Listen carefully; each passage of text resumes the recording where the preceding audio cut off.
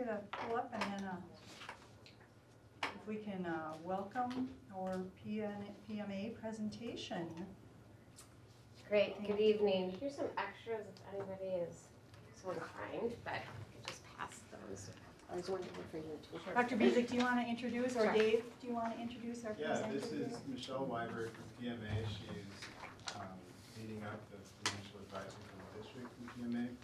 We've worked a lot together getting this sale going, ratings call, all the work that goes into it to get the result that we got today. And we're pretty lucky. I think Michelle will get into that a little bit. Yeah, I think these are great results. So I want to speak to the sale that took place in the market today. The agenda item for you is awarding a resolution, or the resolution awarding the sale of the bonds as your action item for this evening. So this is just the background behind what you're authorizing in that resolution in terms of the final sale results.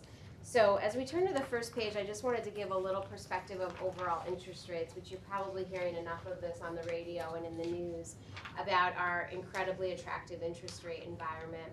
What we're looking at is a 20-year history of the Municipal Market Data Index. So this is our proxy for municipal interest rates, tax-exempt interest rates, which is what the district is borrowing at. It's kind of like the Dow is for the stock market.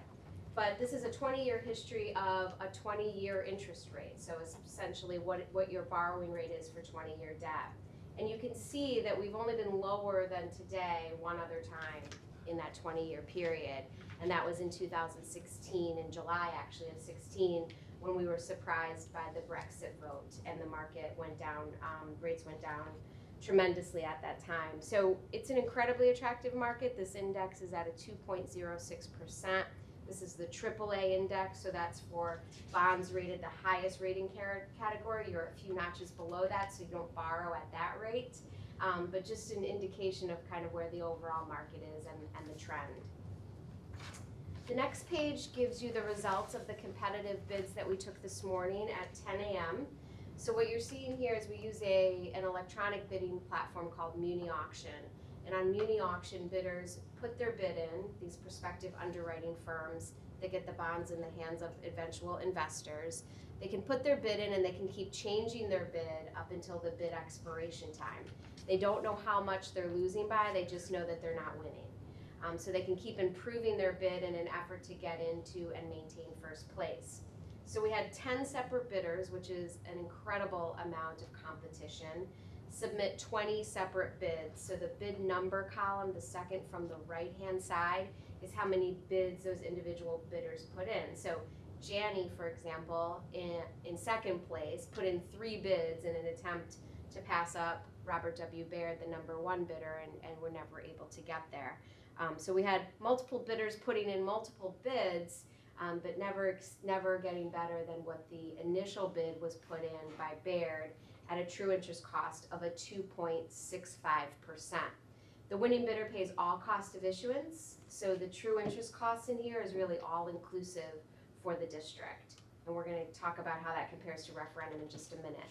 But any questions on how the bids were taken in that process? We were absolutely thrilled with that amount of competition, and as well as the rates that came in. The issue structure on the next page, the purpose, of course, is financing the 2019 facilities referendum. These bonds are dated and will close on August 19th of 2019. And at that time, funds will be invested throughout the life of the project, and earnings on these funds as they sit waiting to be used for project costs can be used for other project costs or offset debt service, those two purposes. You will make principal payments over a 20-year period starting in 2020 through 2039, with the first interest payment in 2020.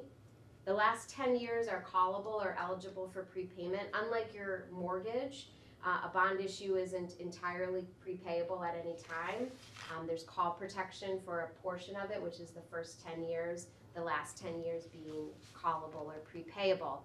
That would be an opportunity to refinance it, for example, if you happen to be in an even lower interest rate environment, which I'm not sure we'd ever have that conversation. Your Standard & Poor's rating was affirmed as a AA-. This is an exemplary rating. They definitely take notice of strong financial management, as well as the growth of this area of the state, and this area of the country really, as we're so close to Minnesota. It's really just this, metropolitan statistical area that is so strong with employment and growth in tax base. All of those things being valued by Standard & Poor's. The winning bidder, as we saw on the previous page, was Baird. Once we had final rates, we restructured the issue a little bit, which actually brought the rate down even a little more. So the true interest rate, although it was bid at a 2.65, ended up being a 2.64%, which compared to what was used pre-referendum, we used a 4.25% pre-referendum. The difference in interest costs from pre-referendum estimates to today is 6.4 million less of interest cost, and the tax impact will be zero. So at referendum, you discussed a 29-cent tax impact for this question. The question related to the operating referendum was 33 cents. The 29-cent impact for this question should not come to fruition, as it appears that would be no tax impact for this question that was asked at referendum, given the significantly lower interest rates.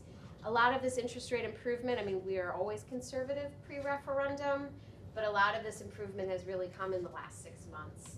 So we're thrilled that, I don't know that I'm thrilled with why interest rates are this low, but you're certainly at an opportune time to take on what, issuing debt for the projects that were approved via referendum. The next page has an awful lot of numbers on it, and if your eyes are anything like mine, you might not be able to see half of them.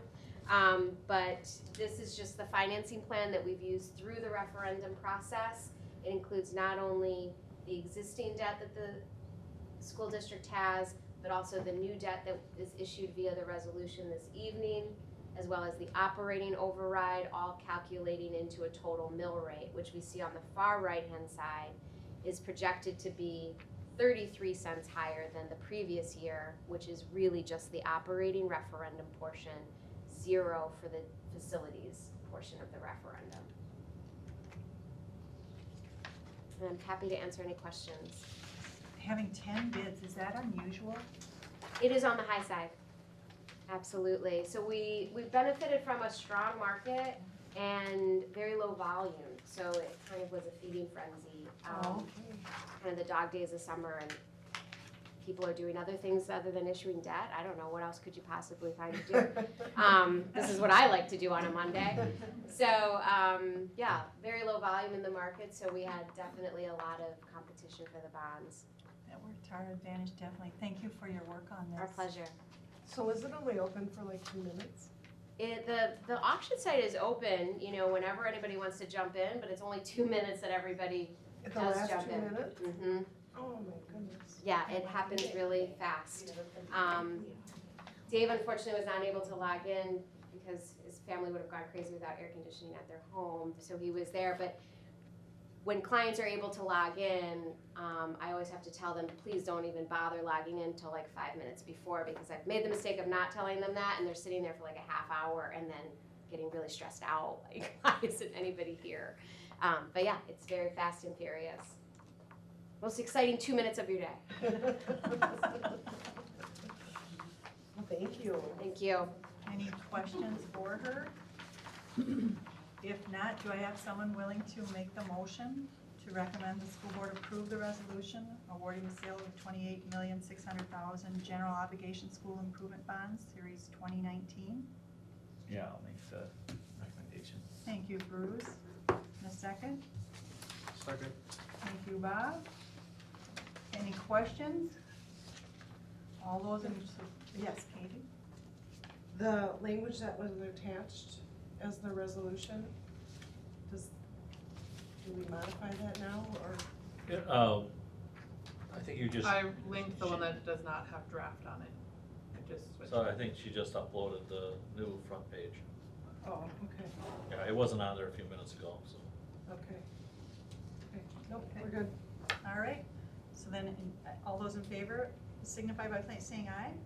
Aye. Any opposed? It carries, we Do will we need recommend roll it. call? 'Cause This is a big, this is Is Do you big. want a roll call? This is, Sure. All right, so I'm gonna start with you, Katie. Aye. Myself, yes. Bob? Yes. Catherine? Yes. Lori? Yes. And Bruce? Yes. Motion carries unanimously. Roll call vote supports it. Thank you very much. Thank you for your Thank time. you. Our Road pleasure. trip back to Madison, or are you hopefully visiting I'm somebody? from Milwaukee, but I'm not going back tonight. Okay. Thank you. You're Thank welcome you. to stay and enjoy our company, or? Oh, that would be fantastic. Thank you. Don't take it personal. Thank you. All right, then we will now welcome our McGrath presentation. Do you want give any preface to that? No, just we've been waiting. You know, Okay. this is, Thank you for coming up to present to us Thank this you. evening and Thank for all you. the time you put into this for Yeah. us. Unfortunately, it doesn't work very well because I have to drive up today and drive back tomorrow, and then I drive up again Thursday for St. Croix County. So I get to be in your area twice this week, so, You could stay. yeah. Well, yeah. Well, anyways, for those of you that don't remember, I'm Dr. Victoria McGrath. I'm CEO of McGrath Human Resources Group. I think I was in front of you last year. Time flies when we're having fun. And so let's take a little bit of walk down memory lane. A couple year or so ago, we were asked to come in and do a compensation study for predominantly the non-teaching, non-certified staff, although the teachers were included to an extent in that. We went out and we did external market data. The old report I pulled out. Basically, we went to 10 different school districts within the area to collect market data. And when we collected that market data for all of the groups, we looked at what the salary schedules were, as well as what incumbent individuals were making. At that point in time, the teacher piece, we made a couple of recommendations, 3 different types of salary schedules, but it was kind of placed on hold, and we concentrated on the non-certified group and administration. So we did recommend a step range schedule for that group. I believe most of it has been adopted except for the administrators. And so I was asked to come back and finish the teacher piece of it. The teacher piece, when we did it last year, we basically came up with 3 different options. Option 1 was similar to what you have now, kind of this range concept, and looking at maybe enhancing it a little bit more with a pay-for-performance type of methodology that went with it. The other 2 options were a step range system, very similar to what the providers of school districts have. And one option had less lanes in it, so instead of the BA plus 12 plus 24, it reduced that. And then obviously the one that we're going to share tonight, which looks very similar to what you have, except a little bit more structured. When we collected salary data among the other groups, we asked, okay, since Act 10, what are people doing in the way of salary schedules? Back in 2018, the vast preponderance of the school districts were still doing a step and lane type of compensation system. Some of them had branched off into something which you kind of have now, this kind of open range concept. And then there were some where I've been doing compensation for 19 and a half years and I can't figure out what the heck they're doing. So it was very interesting schedules that they were trying to mishmash all kinds of concepts together, and I have no clue if it's still working. So with that, we are coming today and have spent some time with both Mark and Dave looking at this schedule, tweaking it a little bit to make sure that it obviously fits your environment. So it is a lane system. You can see off to the side. The goal of the system is this.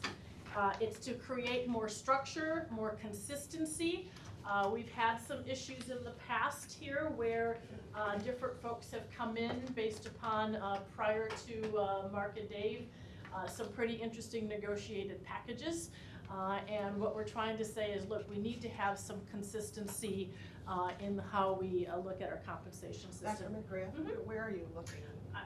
Are you here? Yeah, this one. The one on They're top? both the same thing. The only difference is the reason why one's spread out, they're both 16-step systems, is when you get to the lower section, it's master's degree and above, because you're not gonna hire anybody, so it didn't seem necessary to put them on the bachelor's type of schedule. So basically there are 7 lanes, bachelor's plus 0, all the way to master's plus 24, same thing that you have right now. The difference being is now there are 16 steps per each lane. The steps range from 3.5% down to 1%, with the goal being around step 5 or 6. Step 5 or 6 is where we based the average market rate for teachers. So the goal is to move people relatively quickly to get to the average market rate at step 5 or 6, and then kind of slow that pace down a little bit beyond that, because of course you're paying people, quote, above market for that.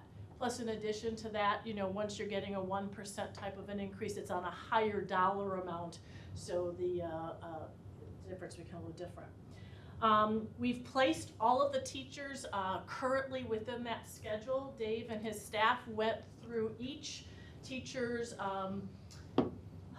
personnel file to make sure we were looking at years of service and should they be a BA plus 0 plus 24. And how you place people on a step schedule is going to be really dependent upon how much money you have. And most organizations, in fact, in 19 and a half years, I don't know any organization that has been able to place all people exactly to where they should be on the schedule, because it's going to cost too much. So basically, we place people on a step schedule on the step closest to what they're making without a pay decrease. For some reason, pay decreases don't sell very well.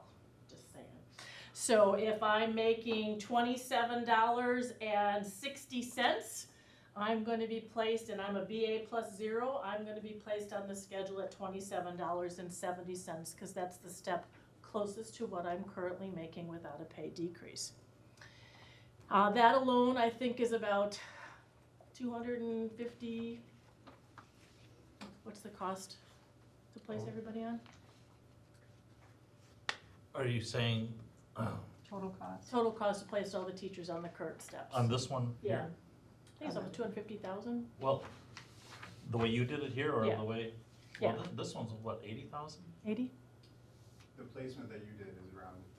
Yeah. 80 to 100,000, yeah. Sorry, I got Durango in No, my head. no, that was the other Yeah. schedule, the current Yeah. schedule, Ron, That's if you great. That's did great. that, then it would be about 200. Sorry about that. Wrong Yeah, because wrong threw a schedule. curve at me there, so.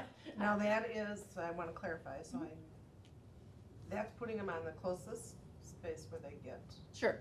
A couple individuals, we placed them already. My understanding is that they will be moving in September to a BA 24 or BA 12, so that's placing them in whatever lane they should be in as of September, and then placing them on the step closest to what they're currently making. So this doesn't reflect any of the other issues that we've talked Internal, about. It's just, this is got it. It's Yeah. basically, This is implementing the grid like we did. with Exactly. Everybody else. non-certified, yeah, there's Exactly. no adjustments for any perceived discrepancies. Yep. actually, when you look at the placements, most of the inequities are pretty much taken care of by this, because it's now putting it in place. You're also, I'm also recommending that you put some rules in place to help identify those inequities, or I should say, minimize those inequities going forward.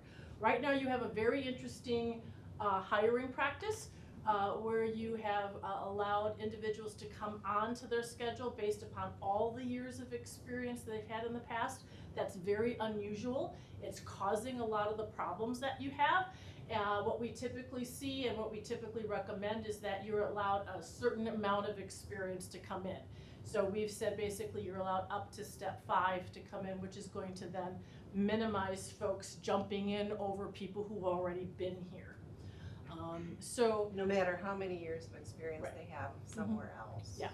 and that's very, very traditional. I mean, it's very unusual to see somebody who has 13 years come in with 13 that high in the step schedule. That's all you're doing is creating a lot of internal inequities and compression issues. Right, but With that the 5 can be, we don't have to stick with 5. No, We it's could up to go 5. 6, 7, Whatever you you know, want. whatever we wanted. Yeah. Where Well, I work, I think it's 7. Yeah, typically what we do is we say, 0 to 5 is up to HR's discretion. If there's some reason to go beyond that, then it needs to be kicked up.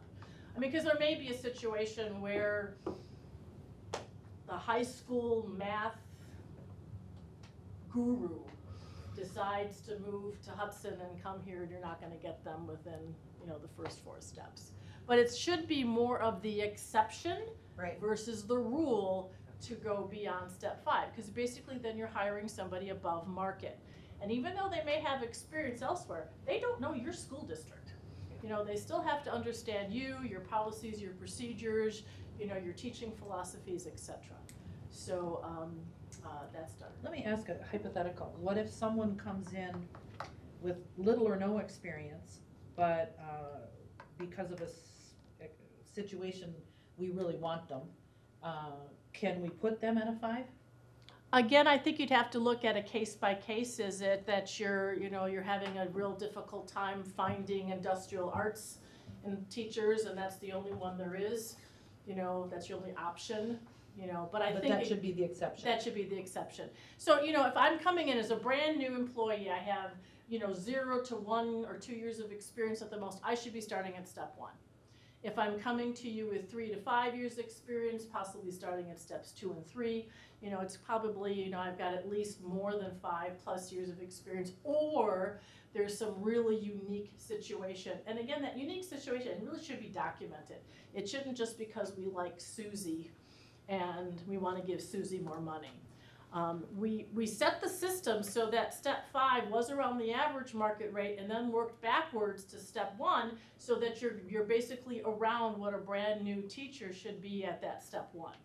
You know, so that's how we've worked that schedule. I have another question. When you said putting this in place would eliminate most of the inequities that we have, could you clarify that? There's still a few. I think Dave and Mark have a number. The problem that you have is when you start fixing, and I know Dave hates that word, when you start fixing these types of things, you start causing more problems. Because the question becomes, am I now putting you against somebody who's at a higher level? Should they have even been at that higher level? Because obviously we didn't take money away from people. So there may be somebody who's at a BA 0 who's on step 16 who only has 5 years of experience, but that's how they get placed onto the schedule. And so the question becomes, are you going to take money away from them to get them down to the step? Should be just as much who are you going to then increase to what step? We have given a recommendation to the district by saying, you know, for that few handful of folks that have been identified, maybe giving them an extra step in the implementation, so that because there are some folks that may get very little of a % of an increase during the initial year, either because of my education experience, or, you know, if I'm making $27.70 and I'm a brand new employee, I basically got a 0% increase because I'm at $27.70. So, you know, giving those folks possibly an extra step. I think by doing that, you're really going to then adjust the system. And I think at that point in time, you know, what we want to call this is, we always do this with compensation schedules, when you're changing to something different, people always have a tendency to want to compare and contrast to the old system to the new system. And you really can't do that. This is a total reset of your system. You know, it may mirror it in the way of the lanes, but other than that, you now have a very structured type of a system being put in place, and you're really resetting everybody and resetting where they should be. And to deviate this would have to be significant with the documentation. Yeah, exactly, because, you know, Not at will. again, you're going to go back to the issue you have now. Why did I hire Susie much higher than Jose, who's been here for 20 years?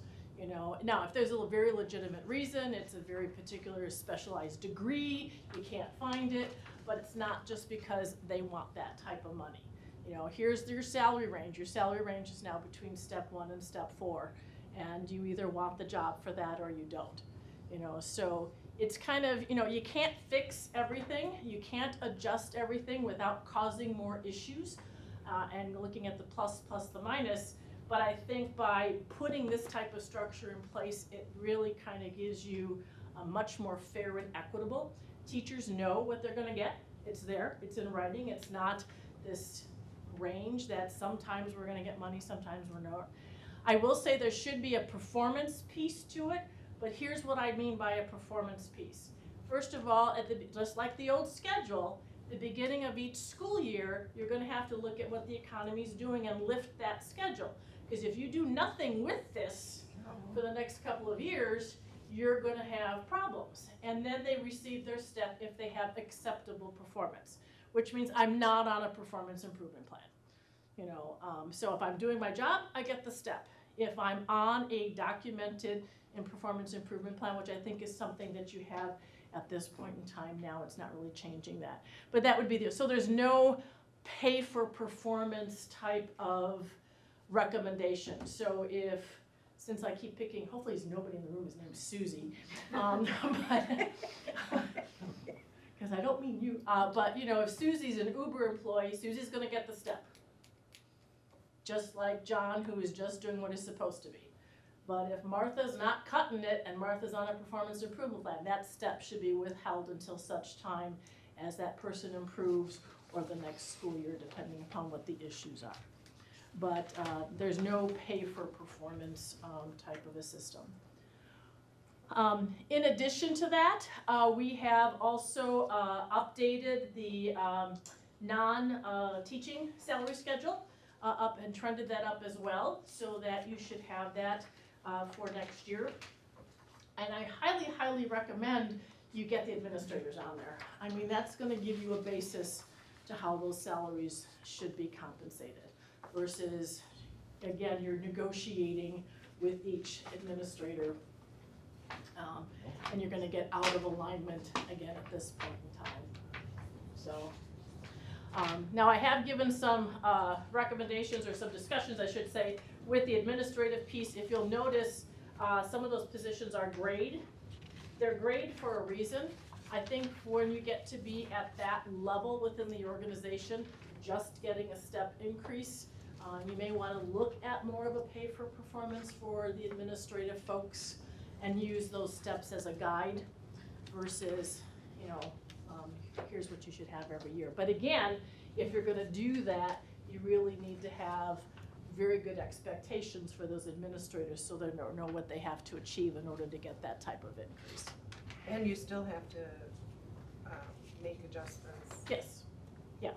You know, the worst thing in the world, especially now, you know, our rule has always been every 3 to 5 years, you should be looking at doing a whole new market survey. But every year, you have to look at what the cost of living and CPI is doing and lift that schedule. Because if you don't do that, you're gonna be spending lots of money to get it back up to schedule again. And mean, that that's- includes those who are at the top. Pardon me? That would include those who are at the top. Yeah, if you're at the top, you're at Great. 16, the only thing you're gonna get is whatever that percentage increase is to step 16. So if step 16 goes up 1.5%, you'll get 1.5% to stay on step But it 16. should be on their base. Yes. How would you address the issue of someone who, for example, has been in the district for 16 years, but is being paid as if they've been in the district for 5? Well, first of all, I don't think we really have that anymore because placement on the schedule, I think, pretty much has eliminated most of those. If you were, Wait a minute. What did you say? placement on the schedule has eliminated most of that. So most people that if I'm between, I closed my computer. If I'm between 5 to 7 years, I'm around steps 9 through 10. So you know, you're not exactly on, if I've been here for 10 years, I may not be exactly at step 10, but you're close to the step 10 issue. If you have anybody like that, either A, I think the extra step is gonna clean that up, so you give them that. So you think initially. just one extra step is Yeah. gonna make that much of a difference? I think so. And if you do have anybody left over, and I don't think you will after Dave and Mark's evaluation of it, then one of the recommendations we say you have to make a blanket rule, because you can't treat one person differently than the other. You say something about if I have 16 years of experience and I'm below step 5, then maybe 1 or 2 years of 2 extra steps to get you above it. My goal is not to get you to step 16 because I have 16 years of experience. My goal is to make sure you at least get to step 5, because step 5 is the average market rate. So, you know, just because I've been here for 10 years doesn't mean I necessarily should be on step 10. It should be that, am I being paid at least above market? Market means that I'm fully capable and competent of doing my job, and usually takes 3 to 5 years to get there. which is why markets set around step 5, because if I start on step 1, I'm typically a brand new teacher. By the time I get to 4 or 5 years, I should be at the average market rate. So that's really the focus of this, is where is the market, and are you making sure you're making close to what that average market rate is? And we use that with the 10 municipality or 10 school districts that we had.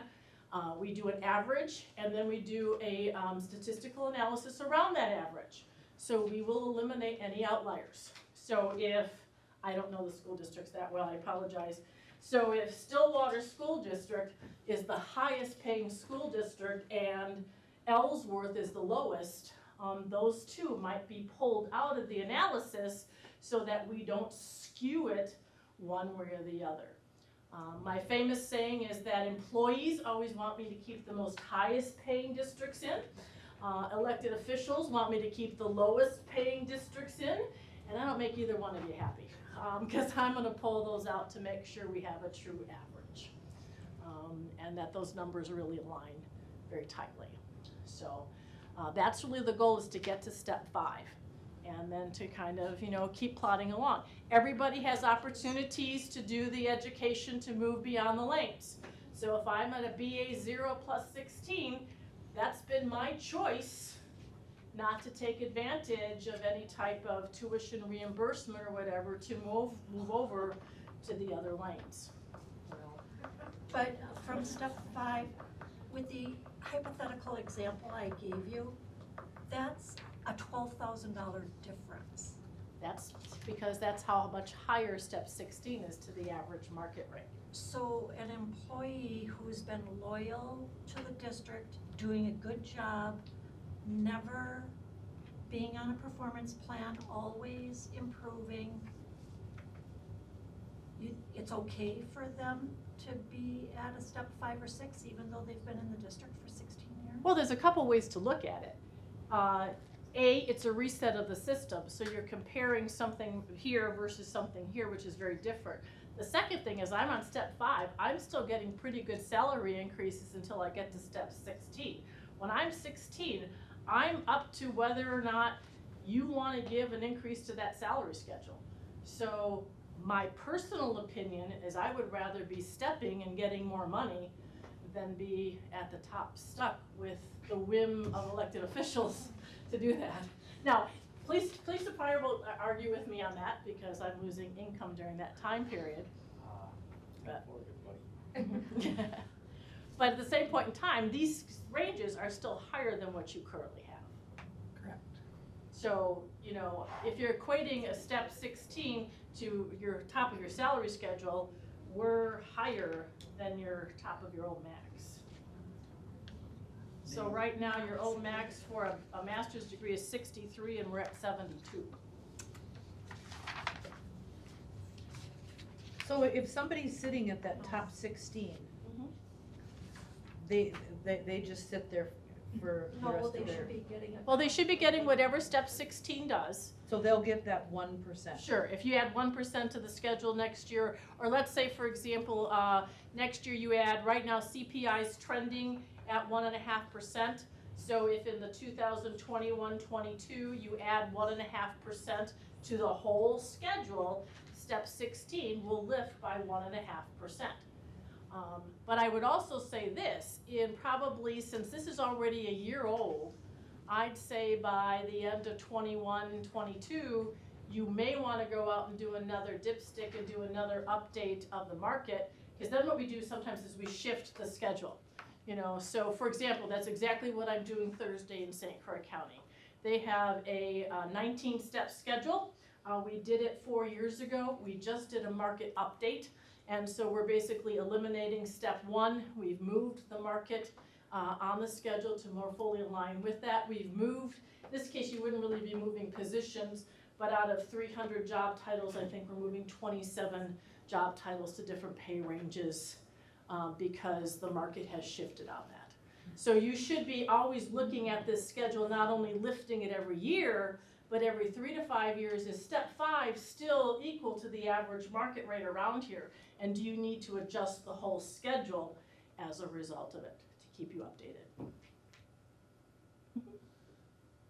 Dave, how much do we increase, so if this is a $80,000 increase to implement this, how much do we increase to do the last 3 years that we've done? Do you understand? More than that. More than that? Yep. You know, But how much more? there's other components that are being discussed that would add on to Okay. that. So Yeah. there's as Victoria said, possibly steps for the people that have the concerns. That's an additional chunk. So there's additional chunks of money to get us to where we were talking about for the preliminary budget total. Do you have that worked up? Well, we've looked at those pieces individually, all with the, I believe it was 3% goal overall. But we're still at the discussion stage where we, I think Victoria's kind of proposing some ideas at this point. And so then we'll talk about cost or what is the board thinking. There's a couple things you have to look at. The first is just the cost of the implementation. If you're resetting the whole system, we now have to fit people in the box. And fitting people in the box is no reflection on their performance or whether they're a valued employee. So if I'm being placed on step 8 of a master's 24, it's because I have a master's plus 24, my salary is close to a step 8. So I have to fit people in the box first. That's gonna be your initial cost. Then you need to look at, do you need to do anything else? i.e. for that handful of folks that might feel that the step placement is still inadequate, adding that other step. That's another step cost to it. So you have to add that onto it. And then after that, you should be good to go, other than the fact that each year it's gonna be very easy to budget. You're gonna know you're gonna add X amount to the schedule, people are gonna move a step, people are gonna move a lane, and here's how much you need for your budget. So teachers know what they're gonna get, it's not a mystery, they know what their next step should look like. It's not a guessing game. It's very, very consistent. Can I remind the board though, that as we were reminded in our employee council meeting that when we implemented the grid on the non-certified staff, that we did not correct any of the internal inequities. So we have to keep that in mind probably for next year. So there will be a cost to that. That was something I didn't know either, Bruce. Apparently, just as with the teachers, people being not, It's how we implemented the grid. there's people who have years of service as support staff, who are, new people have been hired and given full credit for their years of experience other places, and so are now making more than support staff that have been with our district for the same or more years.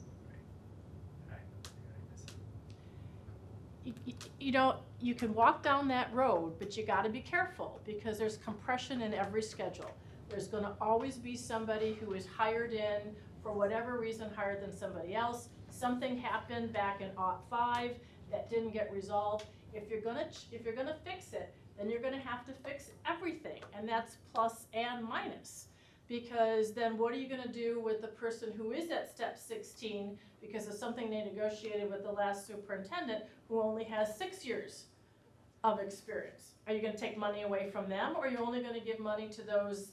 So you gotta be careful when you walk down the road. You do that, you're also then causing more compression issues with other folks, and it becomes a huge, you're chasing water uphill. These are people within the same grade.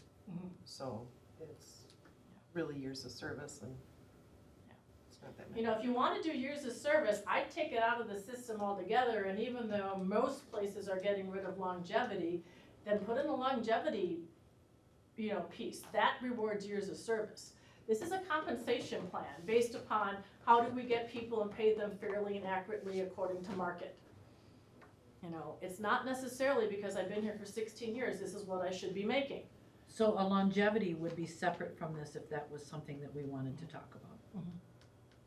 Because, I hate to bring up something else, but, those people that sit up there at that MA plus 24s and they're have 16 years and they're on step, they're gonna sit there for 10 years of their career at 1%. Or more. I mean, I think we. But need- there's also a minimum and a maximum that you pay for a job. I mean, that's what a salary range is. It says, we're not gonna pay you anything less than this, and we're not gonna pay you anything more than this. The other way you would do it is you would have an open-ended salary schedule that you would never stop. No, but that's where longevity could come in. Right, exactly. I realize you don't want a salary schedule that never stops. I mean, Yeah. Good God, if Yeah. someone wants to be 100, and Yeah. to teach. I mean, I know kindergarten teachers like that. But regardless, maybe longevity could be a Sure. little, Do you have Carrot time in to there. tell us a little more about what that looks like? I don't have any experience. Longevity systems, actually since, especially in this geographical area, since Act 10 had been going away. But typically, there's something that looks like, first of all, you have to obtain some years of service before it kicks in. So I have to be here for 5 years, and then after that, I get a percentage of either my salary or a percentage of a stipend for each year of service. So if I've been here for 10 years, then I might get, 4% of my salary, or I might get $500, depending upon how you structure it. So is that a one-time deal or is that? It's a one-time deal. but that can kick in for these top enders Sure. here, who are never gonna see a raise again as long as they live. We could pay, they're almost like little stipends Yeah. at the end of the year, just so they feel valued. And we did recommend, because there was 1 or 2 people that are above step 16, I think one's retiring, so that's eliminated it. And that's what we usually say, if I'm above the step, because there are some people that are gonna be red circled. And in this case, I think you only have 1, and so we say then give whatever that percentage increase to each of that person as a lump sum. Because again, they still are here, they're still doing it, they just have been here a long time, doing a great job. So if we think of more questions as we have time to look this over, are we able to contact you? What I would probably do is to field the questions to Dave, and then he can kind of gather them all up together and send them to me. Okay. Because sometimes if I tell one person, then another person has the same question, where if we can kind of funnel in, then we can get the same answer to everybody back. But, if there was such thing as a perfect compensation system and a perfect way to implement, I'd be famous and be on Oprah. But, this is a very consistent, traditional type of teacher salary. A lot of folks have tried to get away with it after Act 10. I think I'm seeing a lot more folks going back to it, just because it's consistent, it's fair, you're treating everybody, in the same type of capacity. I think the goal, especially having market rates so high in the salary range, means that you are then compensating folks higher than that going forward. And that's something that you should definitely try to market, because it is saying something. A lot of step systems don't have where market is. And, I could be here 19 years and that's where the market is. Here we're not saying you gotta wait 16 years to get where the average teacher's making. And again, when I say average, it's average. So yeah, you could go someplace else and find, XYZ pays more, and I can find you half that pays less. So, it is the average. But it's a very consistent, fair type of a system. Can I ask a question? Mhm. We're getting all these hypotheticals, but if someone has 10 years of teaching experience and they're making, say, 54 right now, and their master's like 24, we would put them on the grid now at this step 3. No, if they were, 54. Yes. So if they're making 54 with 11 years, But that's 11 years with the district. The question is, how long have they been how many years have they been in a master's 24?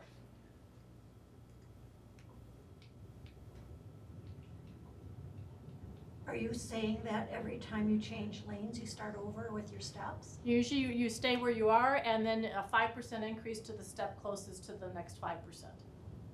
You stay where you are.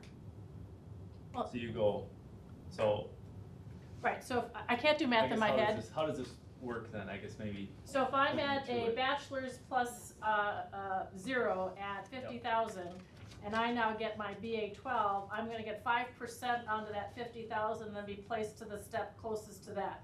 So for sake of argument, since I can't do math in my head, it'd be step 9 or step 7. And it'll go back to 1 On the BA plus 12. on the BA plus 12. So Bruce, ask your question again, because you weren't talking about anybody changing lanes. No, You're I'm just saying, someone right now, teacher right now has their master's 24, they've been in the district for 10 years, and they only make 54. So they would only be bumped up to 56 right now. That's correct, but you'll find most of your masters plus 24s are higher than that on the grid, because they've been here for so long. Well, the ones that aren't would be right there. Right. So they wouldn't even make market value then. Because according they to would be this. below a step 5. That's correct. If that were to occur, but it doesn't. Okay. Well, that's up to the board to decide. Yep. That's right. Okay. So then what you could do, what You the could solution to read that would be then say, okay, instead of a step 5 or whatever number you said, we're gonna put them on a step 6 closer to that. And or, if they're still far behind, you could do one more year and say anybody who has 16 years, who is now the step 5, could get an extra step. Yep. So they would get to be step 5. But the question you also have to look at is, you know, and that's the question we always have, years of service in the district or years of service in the position. So if I just got my MA plus 24 a year ago, I'm now being placed At market for MA. for MA plus 24 with only 1 year of having an MA plus 24. So how long did you have that? Well, I don't. So that's why we always look at years in position versus years of service. Because I could have also changed positions, I could have done different things, I could have 12 years, but I started 3 years as a paraprofessional and then got my teaching degree. So where do you start looking at what those breakpoints should be?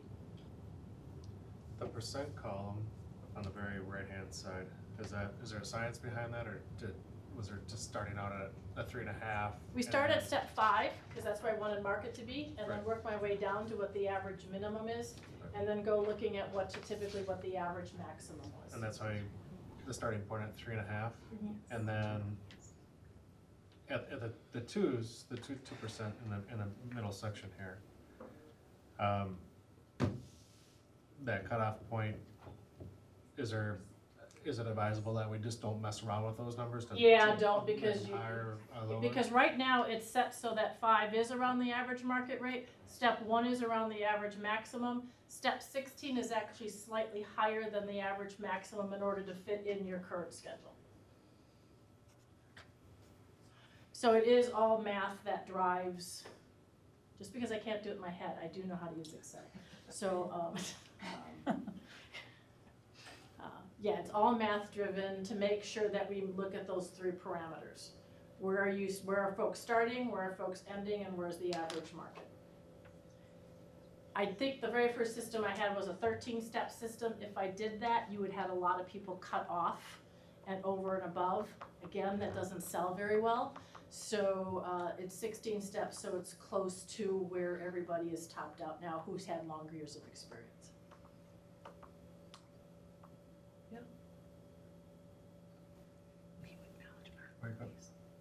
Where you at? I'm sorry. No, that's okay, just a I quick comment from what, apologize. spent a lot of time looking through, listening and looking through the different scenarios of different files and different people.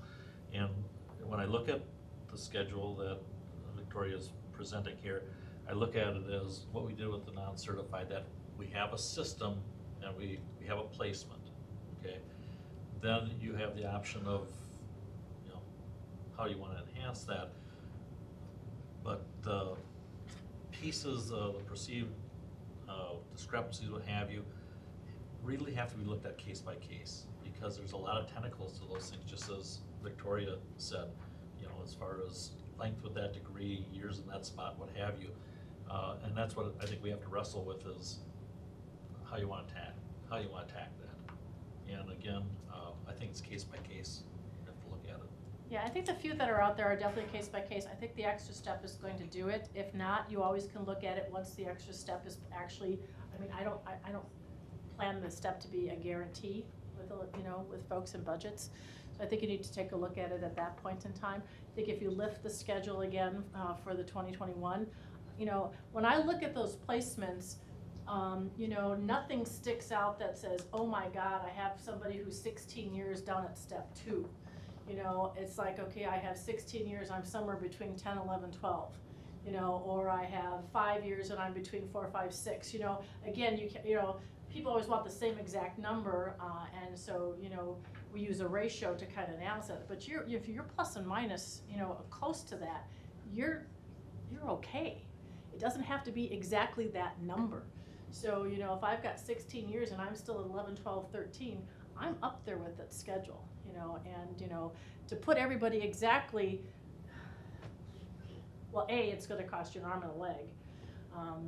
I just, like I said, I did Durango, Colorado is my client, and we just did that. I did that exercise over the weekend, and they have a salary range schedule and finding folks where they should be based upon their years of experience, went from a $200,000 budget item to 1.2 million. Oh my. So you start doing that, you can almost double to triple your costs to do that. Plus, when I explaining this to that HR director, the problem is then we have to start making all those types of, that was just doing a really crude placement. That wasn't really looking and refining and saying, did I have someone with 5 years who is now making someone more than 6 years, and do I have to do those types of adjustments? So that price tag is gonna be more than 1.2 million if you do that. When you introduce a new schedule, it's always a reset. There's always a cost to do it. There's always gonna be some folks that are gonna be winners. There's some folks that are not gonna get as much. Because the thing is, when you look at your employees, we're not talking about 70, 80% of your employees being paid below the average market rate.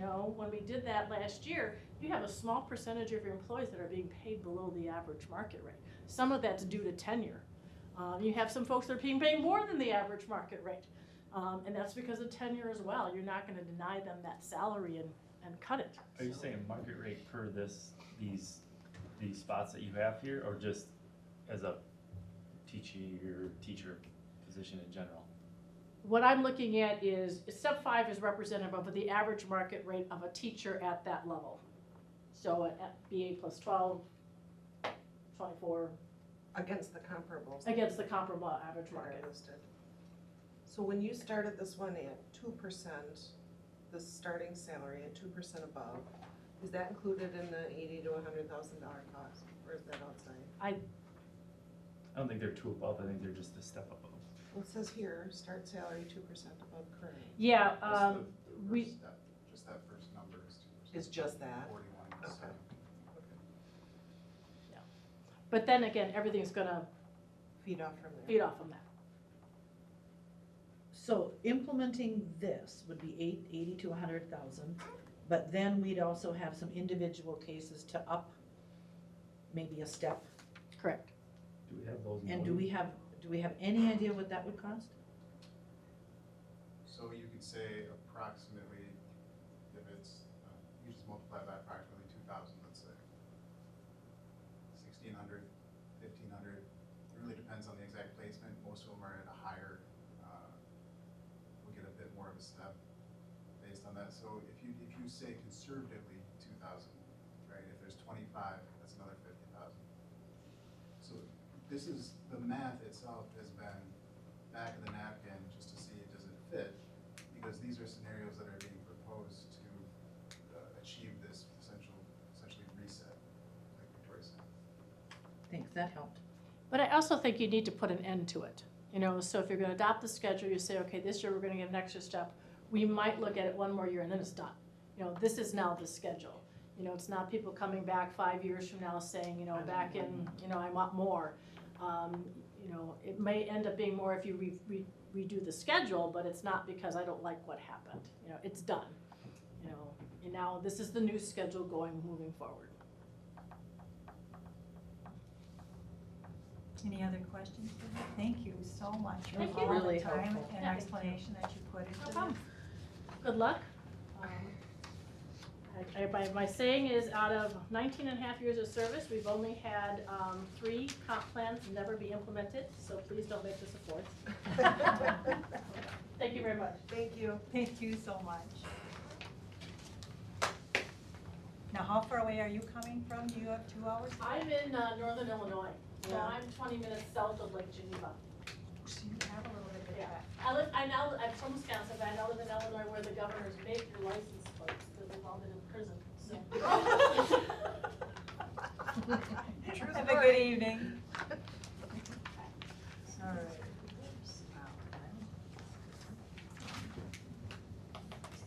So this will be a topic that we're gonna put on the work session to be able to talk about what we will do moving forward now.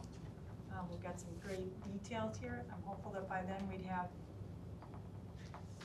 good exchange, and can come to an agreement. When is that gonna be? Wednesday? Are we gonna Wednesday. touch that on Wednesday? We had 2 topics, staff survey and compensation, right. and I would suggest that we tackle compensation piece Yes, first, first, because that's our priority. Okay, we're gonna have to be really efficient. at our retreat on Wednesday. Yep. All right, onward to the item 5 now of the reports. Superintendent, please, Dr. Beasley. Okay, a few things that I sent out last night, but I want to talk a little bit about enrollment. Actually, we tried to get some numbers today as far as what's happening with our pre-KK, and I think our numbers are looking up. And I think we're turning the corner on this, and we'll see some, I don't want to say significant growth, but at least we're headed in the right direction. We'll have to see higher numbers, and I don't have anything real solid to say here's exactly it, but our numbers comparable to last year this time are up. So cross your fingers, keep your fingers crossed. Let's see, we're planning Trevor to come on August 19th. Okay. Before that, we'll talk a little bit about agenda for that. A couple other pieces here. As far as construction and choosing a construction management firm, we had interviews. We had 6 that returned RFPs for the position. We selected 4 for interviews. We had interviews on Friday morning, and there was a definite distance between number 2 and 3. So we're recommending two firms to do additional reference checking and to bring forward, and that would be Kraus Anderson and Market Johnson. Kraus Anderson, St. Paul firm, they've done work in the district before. And Market Johnson is out of Eau Claire. Very impressive. And we liked what we heard there. Wold Architects had 3 of their reps there who are very involved in our project. Actually, all 3 of them are kind of our project leads. Vaughn, who's the owner of Wold, Josh and Robert, who I've worked with in the past too. They were very impressed with Market Johnson. They're very strong in this area, our part, western Wisconsin and eastern Minnesota. They're very close price-wise. One thing with Market Johnson, we have immediate access to the owners of the company. They are very involved in each project, where we don't see that with the Kraus Anderson piece. And again, Kraus has done some work here in the past, and we'd be comfortable either way there. We're also talking about a recommendation of going with a construction management constructive, is that what I'm saying? Constructor or agency. If we go with an agency contract, we assume all liability on the subcontractors. If we go with a constructor, they assume the liability if things go wrong, what have you. With that, we still get all the contracts. It's very transparent. It's just that they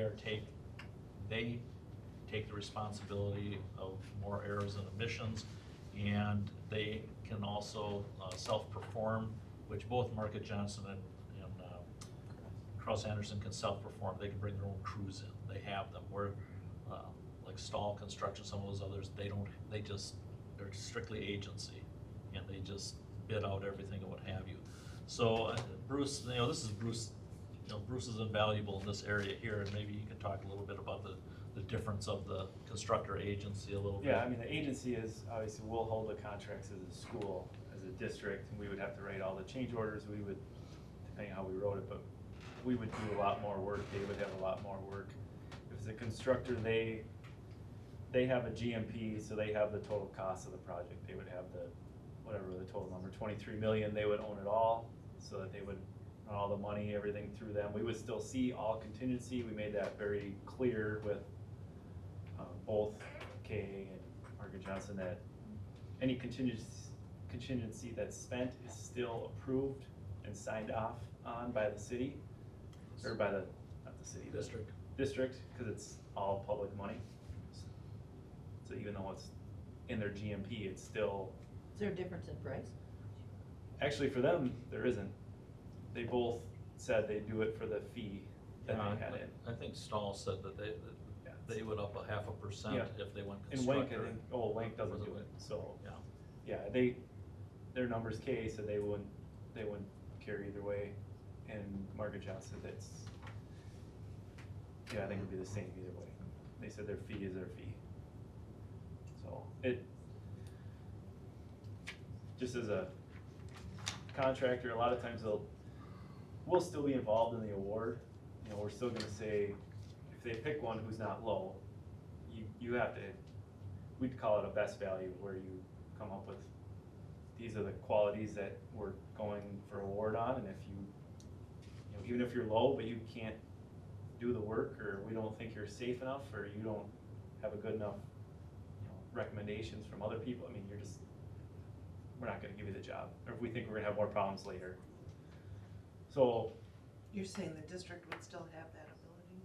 yep, I mean, yeah, we can sit in on everything, and it's still. Yeah, the only still time we a lose team. that is if we go with a general contractor. Right. Then Then we have to take a little bit. Yep. If we go The with low general. bid is a general. So if these guys use their own workers, Mhm. who checks the quality of their work? Well, they're subbing out most of it, aren't they? Yeah, I mean, but so, if they're concrete, so just say the concrete is done by Mark Johnson. Yeah. Well, we still have a AET, or like a testing agency that tests all the concrete, that tests all the soils before they do any work. So, One way or another? yeah, it's still checked.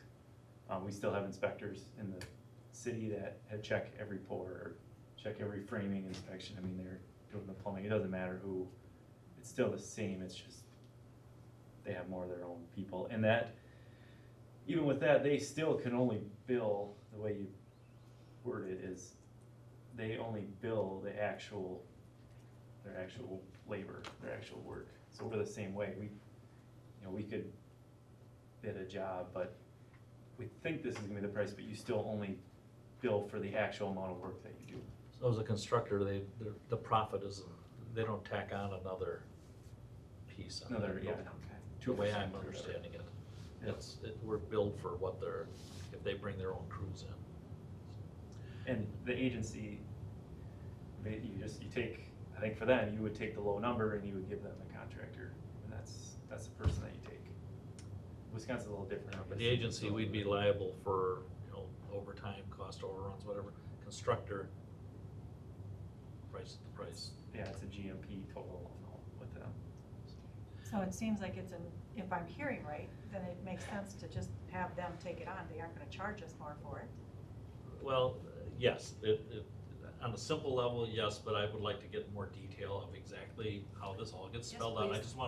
just wanna lay this out to you, because we don't have to make a decision tonight at all.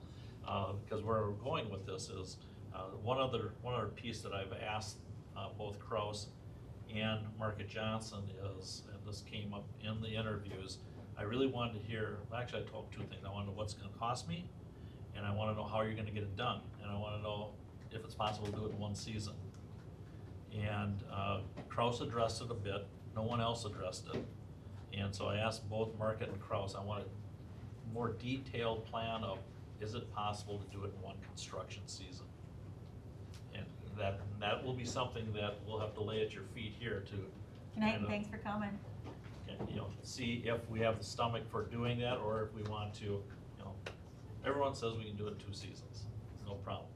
But Kraus opened the door of saying that we can possibly do this in 1 season, you know, with an elongated construction season, maybe starting in April, and leaving some of the stuff that, once we get kids back in, you know, some of the outside stuff into September.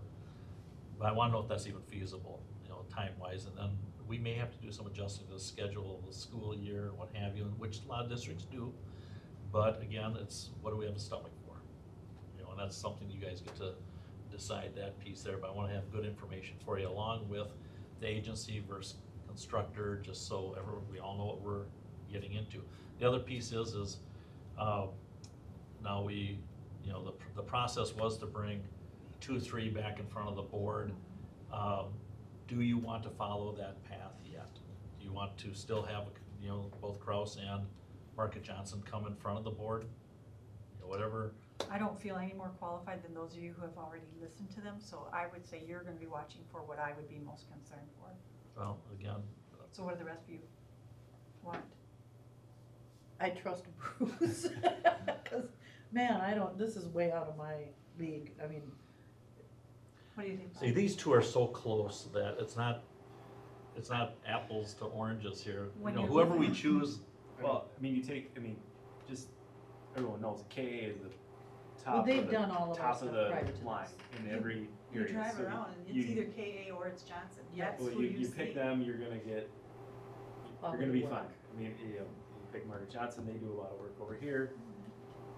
You're gonna, I mean, honestly, I don't think we're not gonna have they're close enough. we're splitting here. That's why I just don't know if you wanna invest the time in that. I know we talked about bringing them and if you wanna have them in for maybe half hour each, I would they would feel a come, little they would come, negligent. they would come in a heartbeat. What's that? I would feel a little negligent not, but,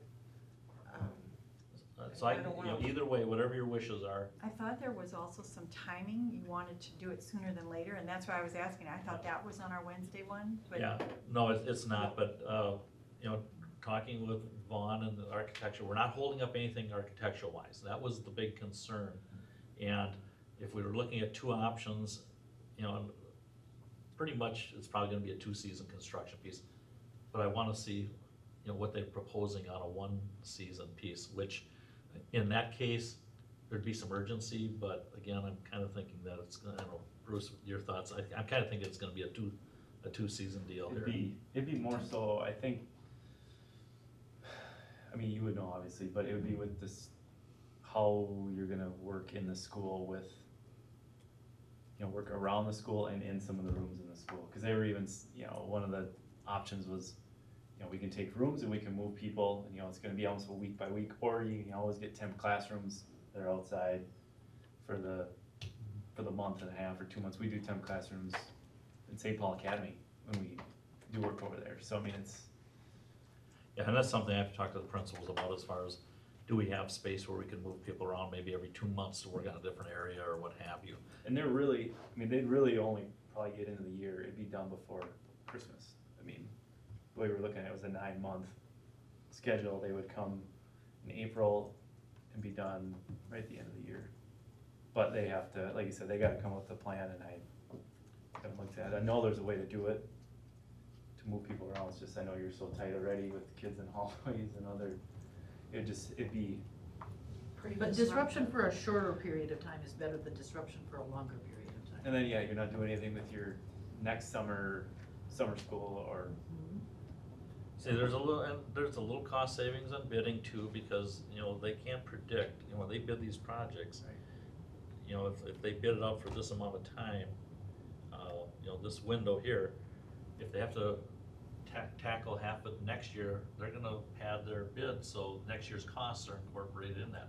So again, it might be a little more inconvenience, but we're probably gonna get sharper bids when we say, you know, construction's gonna take place from April to September, October, whatever that duration is, that was one thing that they mentioned. Or you bid out part of it this year, and then you wait till the next did. year and bid out the balance of it. We did bring up too, and you know, it's tough in a school, cause there's stuff going on, you know, until 9 o'clock at night, but working off hours for that in the school work, so that they are working, they're not working during the day, they're coming at 2 o'clock or at the end of the school day, and working nights, and we do that too. It's I've not even showing seen them good. in the morning, and then at 9 o'clock, all of a sudden the banging stops. Oh, yeah, there's, times for Seriously, sure I'm that. And these people, They do it, I mean, know that's that, like, I mean, this is they what they both do. do it all the time, they set up, and they did it in Menominee, they told us, like Margaret Johnson did in Menominee, I know Katie does it all the time. I mean, it's,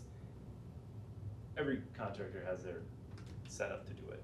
So do we as a board want to, I guess I wanna get a feel for whether or not we wanna bring them to the board. Bruce, you've already seen them, so you're, Yeah. okay. Katie, if I understood you right, you feel like we should see them.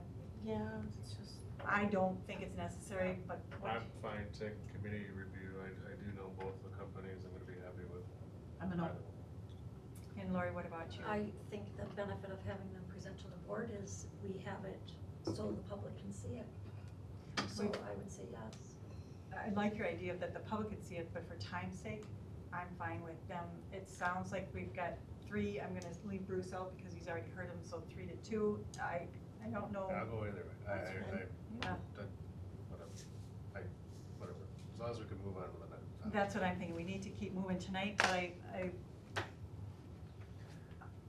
I can go either way. I'm thinking time's sake, if we can save time, then not having them. If that's not a big deal, then have them present, so. But by the majority here this evening, it says they would not need to, but I would say we bring them in after, you know, once they get the job, then you bring them in, setting up their plan, and then they're talking to everybody what they're gonna do. That's what I think, that's what we do, you know, Yep. we've gone in. then, front of- that's when we tell the public, yes, and that's when, yeah. They, you know, they come up, this is who we're dealing with, And this is how the we're gonna do plan, it, and that's what the public you cares about. present, you know, the people you're gonna see here, and that's, I've been to board meetings for, I work too for cities, so. so, Okay, sounds good. so we'll let the committee make the selection, and then we'll bring the one that we wanna move forward to come for a presentation. Yep, absolutely. Okay. All right. The other piece on that, you know, there's things that have to be done, like surveys and some of these things, and the architectural firm, you know, Wold has solicited bids for us for RFPs on, like, architect, or, surveying. So we're gonna move on their recommendation, the, you know, lowest bidder, for some scenarios like that. And I don't know if all these pieces in the pre-work, need to come to the board for approval. Dave, are you recommending any process for this? Does the board have a preference? You know, about, That was something where Will ran it and sent you and I the results, and if we saw it. yeah, there's gonna be, we need a process on how to deal with some of this stuff in the, kind of the interim before the bidding goes out for the, you know, major work and that. So, like I say, like survey is one thing that we have to have. And, you know, we wanna give it to the lowest bidder that's comparable, and, you know, we have those 2 RFPs. Are you okay with us moving forward on some of these situations, as long as we notify the board what they are? You're talking a certified survey map. Survey of the affected sites that Right. were, I mean, we can't do anything without that. I mean, there's, like I say, some of these things that just have to be done as soon as we can. Well, we already have a policy in place that says if it's over X amount, it has to go to the board. So I think whatever, I don't know that the survey would go over 5,000, but. Yeah, it does. It's in that, do you remember what it is? It's in that, I think it's in that 25 to 30. Underneath the $28 million that we just approved? I mean, not just getting approval to do it? If it's a separate thing, I think it falls in a different category. But I'm fine either way, as long as we're made aware of it, but I'm only one, so what's the preference here? It should fall in the 28 million. Part of that, it's going, it's like geotech, it's like testing, I mean, all that stuff's gonna It come comes out, out with the third-party construction. testing, it should all be part of the 28, it's a Well, construction it is, cost. it is, it's not, Okay, it's coming so out then- of our construction funds, it's not, out of our, Fund 10. So then you as you're the one who's going to be overseeing all that, the actual organization of it? Or is that gonna be part of Wold's responsibility, or the business manager, the construction management? No, Who's gonna oversee all that? these interim pieces will be us, Okay, with Wold. and they're all tied with the construction, Yeah, it's so- all out of construction funds, this is not out of our Fund 10 budget. So there- So you're looking for authorization or, a process. Just a process, because we're in kind of an uncomfortable stage here before we get our CM on and what Yeah. have you, but As these soon are as- things As that, soon as your CM's on, things that they'll have to take, happen. they'll take care of that stuff, they'll take care of making sure those people are, the RFP's sent out, and they'll help, it might go to Dave, but they'll be, Because the scope of the project is being defined right now, but there's these pieces that they need to get done to get to the scope. Yeah. Well, what is it, our policy says over 5,000, So so, what are those let's do pieces? that. Right now, you're just talking about a certified survey map. Are there other pieces? I'm assuming there's probably gonna be some soil borings, Bruce, what else? By property? Pardon? What are we doing a certified survey map for? They need one for the scope. Just so the sites that are affected, because of the groundwork that has to be done, the site work. well, they just sent a survey, did they say a CSM, A what? a certified survey map?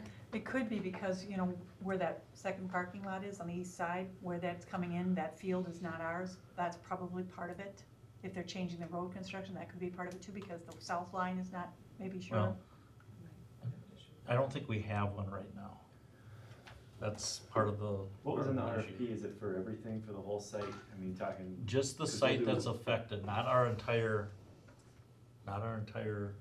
owner, what we own here. campus. It's just for the sites that are being affected. but does it include like final surveys for roads and building corners and, like they'll do a curb, they'll do a driveway, like we'll have them back to stake out everything, later in the project.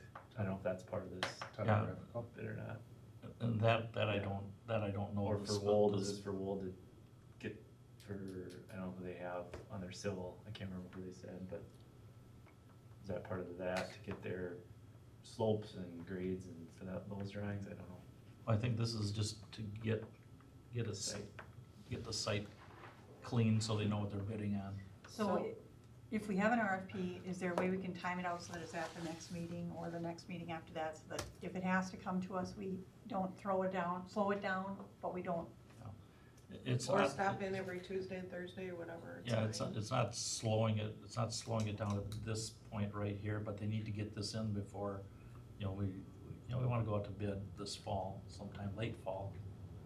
And, How about you get a list of those things Yeah. and throw it at us and cause we just got the survey piece the other day, they just sent it then to us. we can get the process down, we can decide what to do at whatever meeting it So who is. sent that request for the survey to? Old. So they must have a way of doing what Bob's suggesting there, giving us a list of what are some of the things we're gonna need to adjust in the near future. Maybe they could do that. We can do that. And maybe we can take care of them all at once. No, we probably won't be able to do that, but just in this interim piece here, Okay. we just need to get some of the things rolling.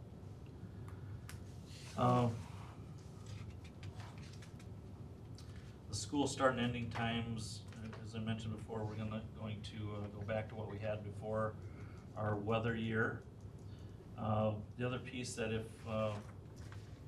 this district sub position we had, if we want to renew that or not, as I mentioned in my notes here, if you look at it from dollars and cents, it's not cost effective. However, you look at it from the value of it, having a highly competent person taking over some of these classrooms, it's very valuable.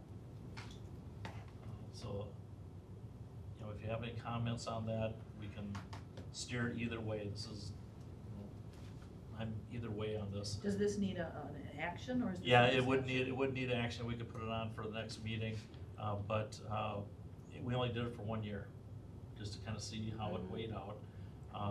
And again, cost effective, you know, we're paying more, but we thought the value was there of But having. it's just one position. Right. And how many on average subs do you need a day? It seemed like it was more than the one position. Oh, God, yeah, I mean, we could use one of these in every building. So But if, again, it's just, it's not, you know, some districts have tried this, and again, it's not cost effective, but it's a, I don't wanna say it's a luxury, but it's really nice to have. Well, it especially- reduces the stress a lot for, in each building when you're short subs. even if there's only one? Yeah, because they can put her in different buildings, so. She's based out of the elementary building, because that's our largest building, and then from the, can typically, you know, every building you need somebody almost every day, at least. Would it be helpful in the AM, PM, if there's a teacher gone in the AM and Yep, then yep. another one? is Well, back she and- gets moved around wherever the need is, but we base her out of the I can see elementary, where because it's that the would be largest really helpful. building, but she's at the middle school, high school. They do that with regular subs too. You know how much But more I it is? checked, I asked Shannon, I asked Sarah, and I asked Pam if it was valuable and worth it, and I got a yes from all three of them.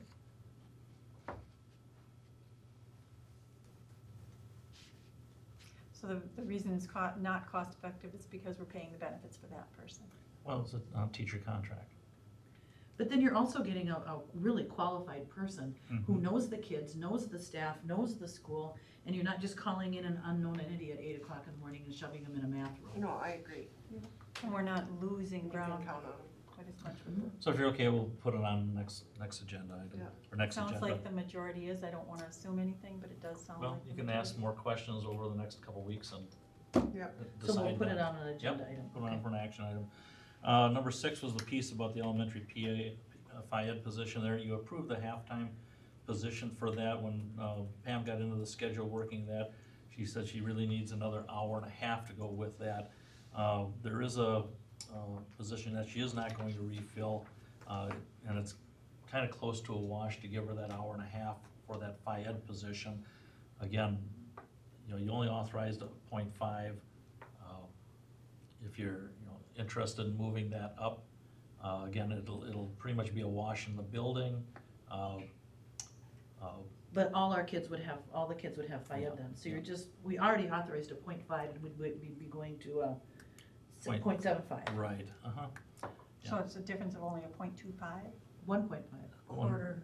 A quarter, from 0.5 to 0.75. Step and a half. Well, either that or we're gonna have some kids that don't have Phi Ed, I mean, But I thought we had to do. They have maybe larger classes. yeah, right, Um, which is not good. The support staff that is expendable, is this a special ed support staff? You know, and I knew I was gonna ask that, and I didn't get Pam to find out which position it was. That I would just make a don't know. big difference. See, I disagree with you there because I think who it affects isn't the question. The question is, do we wanna up that, Yes. yes or no for that? And otherwise it becomes personal and I'm not Well, interested we in are that. legally responsible to provide services Yep. according to IEPs. And so if we're cutting a special ed support staff, it might, Yep, and I'm gonna trust the. As long as it's not a that maintenance of Abby and effort Pam know that. issue. As long as it's not a maintenance of effort issue, it's not an issue. But, I could, and I thought about that, I should have found out exactly what that position was, if it makes a difference. If it doesn't, I'll put it on the next agenda, and then you can decide then. She's already going ahead with interviews for 0.5, and, you know, Yeah, it's just Mark. a bonus if she, yeah. She's also been emailing me to ask about the information related to it, and I think she said it has a lot to do with her scheduling right now, so if she knows one way or the other, she can get that out sooner. And so I will note for you that the halftime teacher placeholder was at 48,000. In each additional quarter now, since the halftime you get full health and dental, each additional quarter is estimated at 14,600. But I just want to point out that that's at a medium experience person, so it could change, it could be more if it's a very experienced person who wants to work 0.75. 0.75. Or it could be much less if it's a brand new hire out of college. So these are estimates, and I know, the person that she was talking about, I have a number for last year, and that was around 10,000. And so, as Mark said, it's close to a wash. It really depends on who is hired. These numbers that we were approved upon, based upon, our estimates. So if I'm understanding correctly, we have to provide FIAD anyway. Lori said, though, the numbers could be increased in the FIAD sections. In the past, when we've needed something because of a special needs child coming in, we've made those adjustments then too. So I think we should support the position because in my limited experience, 0.75 would be more attractive in getting at personnel than a 0.5. Absolutely. So I think I would support that. What do the rest of you? Yes. Yes. Bob? Are we voting on something that's not? No, I we just just want bring- to that's what I was get the gonna general say. consensus. We're just whether to bring it There forward. was no motion made, I just want the Okay. general consensus. So it sounds like the majority would be in support of the So we points. put it on the next agenda, tell her that there's a possibility Yes. that it'd be a 0.75. And you will find out And the some support staff information, position. please. Okay. Yeah. What that And support what's staff that, Lori? What did you I say? asked for Just- more information, please. On whether or not it's a special needs. Yeah. I got that. And we've always had to make those adjustments closer to the year when we saw who was coming in.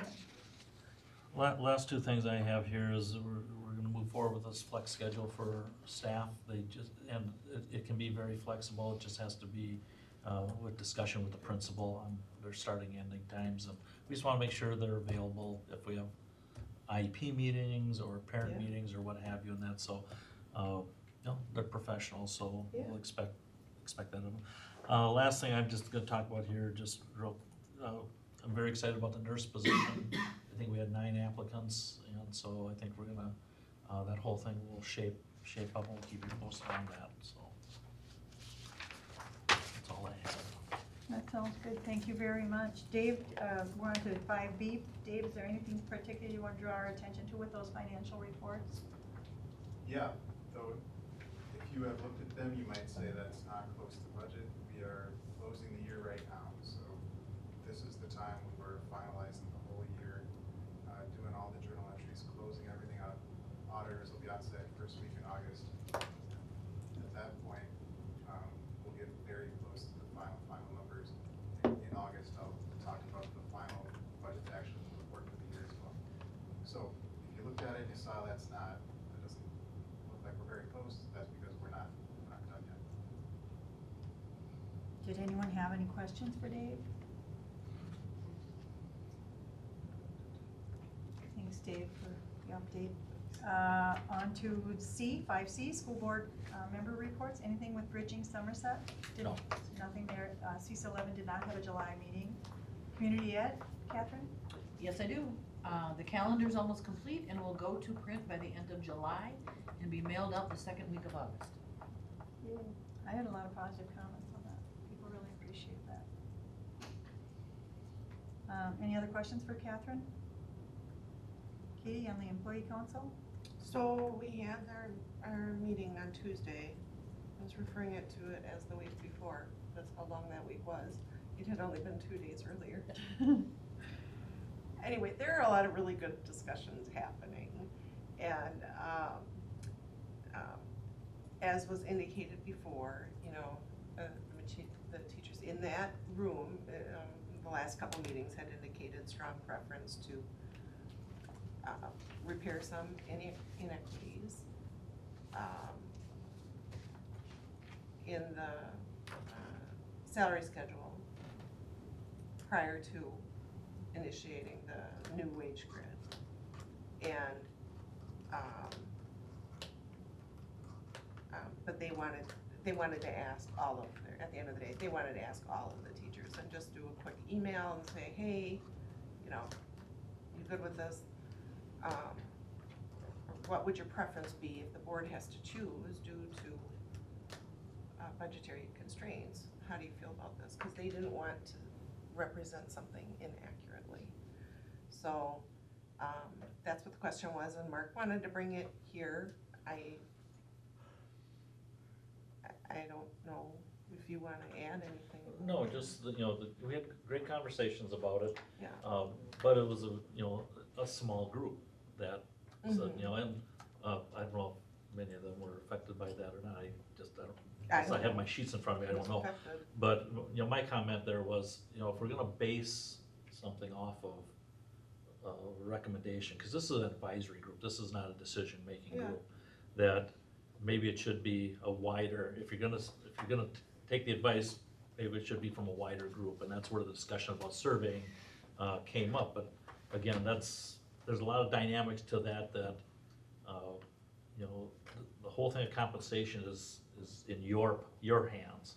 And what, Everybody knows that. what you wanna do with it. How many people are on that group?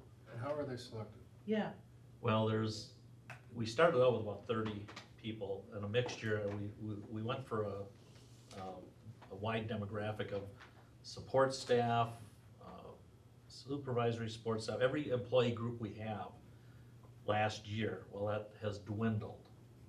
We have no one from the high school, well, we do have a couple from the high school, but We're trying to attendance has been recruit. varied, so like our last meeting Well, was mostly, I think, elementary, middle school people, I don't think we had anybody Well, I from the think high the school. last meeting may not have been representative. Yeah. So I because caution it you was in right July. there, if that's where you're getting your advice from, you're getting it from 2 schools and not from 3.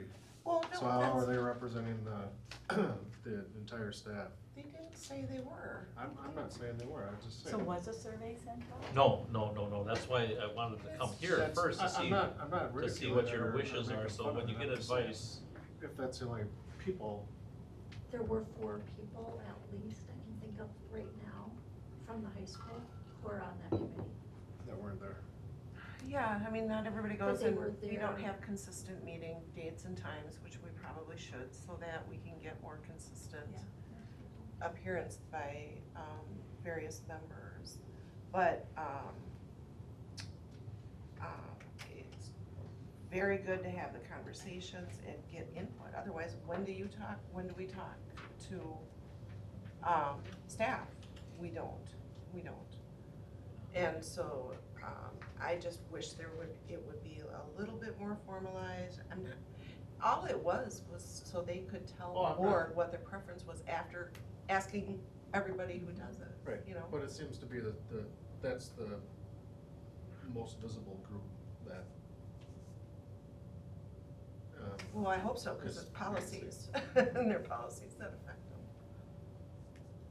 well, I was actually gonna mention this once around the table, but, I wondered if we couldn't reconfigure that or rename it or make it more broad, and so that all the employee groups are, but have it structured and have it formal. Yes. So that they meet every month, or more of a formal structured committee, so that they feel like they have a voice, it isn't just who's showing up. And it wouldn't have to be just high school or just middle school. We could decide how we wanted that group to look like. Do we, I mean, and and maybe not just you, maybe the business office should be there, maybe someone from the administrators should be there. 2 people from the high school, 2 people from the middle school, or Well, that's a the special goal, ed, right, or, yes. I just think that would be a little bit more transparent. We'd have a voice from all of them, and they would commit to being there once a month, more of a real employee advisory. And I think that's a great idea. I didn't know for sure what the goal of the whole thing was, but I assumed it was for better communication.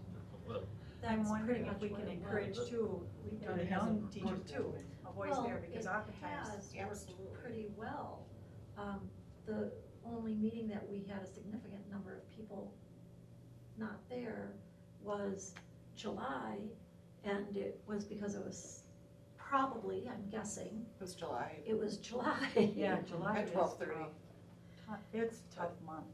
I mean, yeah, and so I think if this board says go for it, we can more formally kind of recruit people. And then, by the way, send stuff out to say, what are your thoughts on this? You know, because it's just information gathering, nobody's making any decisions. No, it's just a discussion It's and advisory. advisory.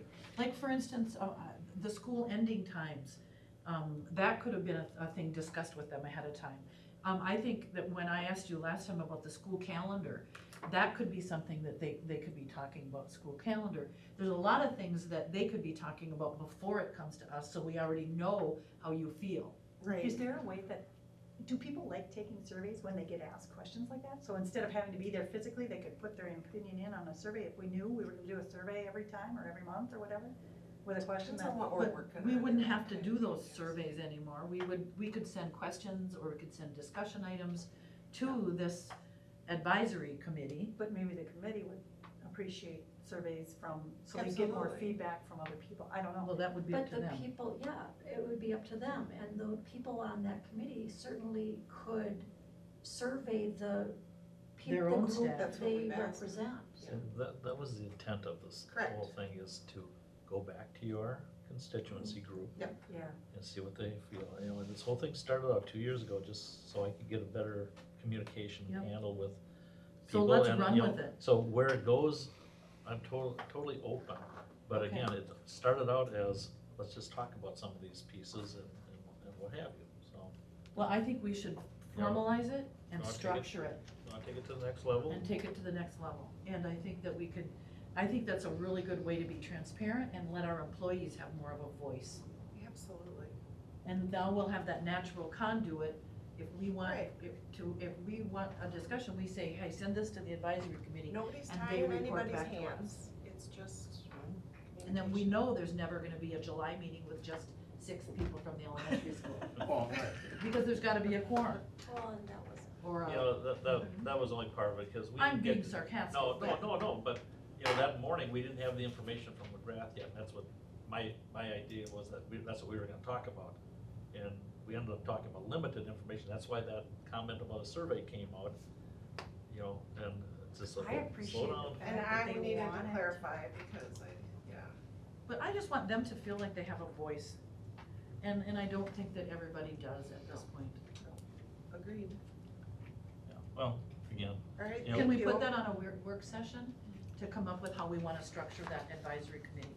So we're out to, September work sessions now. let me come up with that, and I'll send it out to you ahead of time, and Okay. we can talk about it. So if it's Okay. working the way it is, I'm fine with it. I just. It is, we had just determined once a month, but we can, But I think it should be And it broader is. and it needs to I be wasn't trying to be representative of insulted everybody. by the, you know, selective group, but that's the group I've noticed that has been active.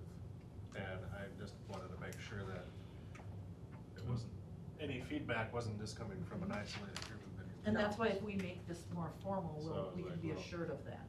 You know, the one piece about the whole compensation piece and the survey and that is, part of it to come here is, I don't know what you wanna hold here and what you wanna put out or take in. Does that make sense? No, I'm sorry. You know, sometimes, you know, I've worked with some boards that, you know, what compensation is ours, and we're gonna make a decision on it. Okay? Others, we want as much input as we can. Those are two extremes. Okay, how does that happen in between there? What are you comfortable with? I'm at the extreme as I want input, cause I think Okay. that makes us better decision makers. And I want cost included in that, so I appreciate very Yes. much Dave's input on Even that little bit on the extra there. And I yes. valued Dr. McGrath's, because she's got a perspective that is so much broader than ours is on what other schools are doing and like how they're staff addressing it. survey results. I think they should have gone to them and said, be prepared to come and, talk about some, Oh, your committee should have looked at the Yeah. staff survey and just results? said, be prepared to come and, let's troubleshoot on ways to make things better. That Mark can then. I'm So, a but if more we're input. talking about staff survey, that's not just teachers, we're talking about admin, support staff, office staff, janitorial, the whole gamut? Is The that- school perception survey, you That's know, what she- and that'll be a topic. I mean the committee though. Oh, Would that well, be that's for the work including session, we're gonna all of that? decide Yeah, what we want that's, that to uh, be. Because they're all frame- part of our staff. I'll frame this out for you before we take it to a work session, what have you, to see if it meets with what your expectations are. Okay. Because so Sure. far it's met mine as far as having the conversations, but if, you know, or you wanna formalize it, I want more take it formal. up here? Because that would be probably different conversations if we have truly a staff committee, employee committee, rather than what looks or could appear to be just a teachers committee. So- Yes. There are support staff and There- supervisors every- support staff we- on There, the committee now. I don't know.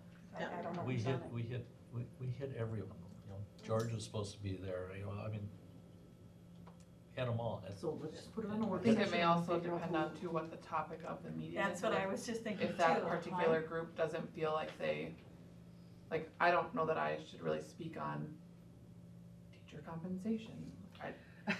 So I don't know that I would Yes. make an, if I wasn't already here, I don't know that I'd make an effort I to agree. come to a meeting where I don't right. necessarily feel like my opinion is, not that it's valuable, but that it doesn't make sense for me to weigh in on.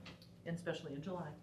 And in July when they're not here anyway, so. No, I feel that, board meeting in July. All right, so, did you have anything more you wanted to? Oh, no, heavens, no. All right, so we'll put that on a future work session after we get Dr. Bezick's thoughts of how it would unfold. Lori, anything from the Memorial Scholarship Fund? We'll be meeting again in September. All right, and Bruce, you gave us some feedback. Bob, you got anything to add for your construction No. and marketing in the community? No, no. I got one thing to add. There's runs. Where's the best place to advertise runs for fundraising? Is there a running club in town? Do you know? Sometimes they meet at, Richmond, there's the New Richmond running. Is that the club. only one? There's not Well, one in there's Somerset? not I a- met at the training room. The people in Saturday Somerset that I morning. know who have belonged to a running club have been in the one in New Richmond. Oh, okay, that's good to know. Uh, All right, onward. Next thing is, do either of you, did you have any public comments you wanted to make? Because I'll read the spiel for you. No, thank you. All right, then we're gonna pass on 6 and ahead to 7 for the advanced services and operations. A, we've got the health and dental insurance update.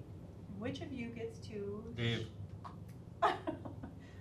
What would you like to share with us? What should we be most looking at there, Dave? Most concerned about? Well, I tried to summarize the process and the results and the recommendation from our benefits consultant in the memo. If people have questions, I'm happy to answer any of those. Well, I know we didn't consider at all, it looks like, in the numbers. I mean, Mark gave us a number of like $350,000 to bring To have a support district-wide staff. plan. Yep. Yeah. Is there something less than that we could consider in just, because right now, we're losing those staff really very fast. And so none of that was, I don't think it was under consideration for the health insurance, any changes. But I think we need to figure out what we're doing because we are losing our paras quicker than we can blink. I'd be curious, if we were to look at the same schools surveyed here, is it a pain to find out, do they offer benefits to their support staff? The I think same, we've same. seen You've done that before. multiple surveys. I There's thought so, A lot of different approaches, some might prorate for 9 months or some. Some do offer, I don't know if any offer full year. Other districts don't offer any, it's just like any other survey. So does that help us come to have any kind of a fruitful discussion? You know, that number, that 350 number, you know, when we were sitting here with J.A. Counter, we tried to use the percentages that take our single family and what percentage of and transfer those percentages into the support staff who may possibly, you know, that's not everyone jumping on it, that's the same percentages that we use with the teachers, and that's where that number came up with. And in my note, you know, that's an awful big bite for the district to swallow. If you're considering it, you know, there'd probably have to be some plan design changes or, Well, we get the benefit increase out of their wages then.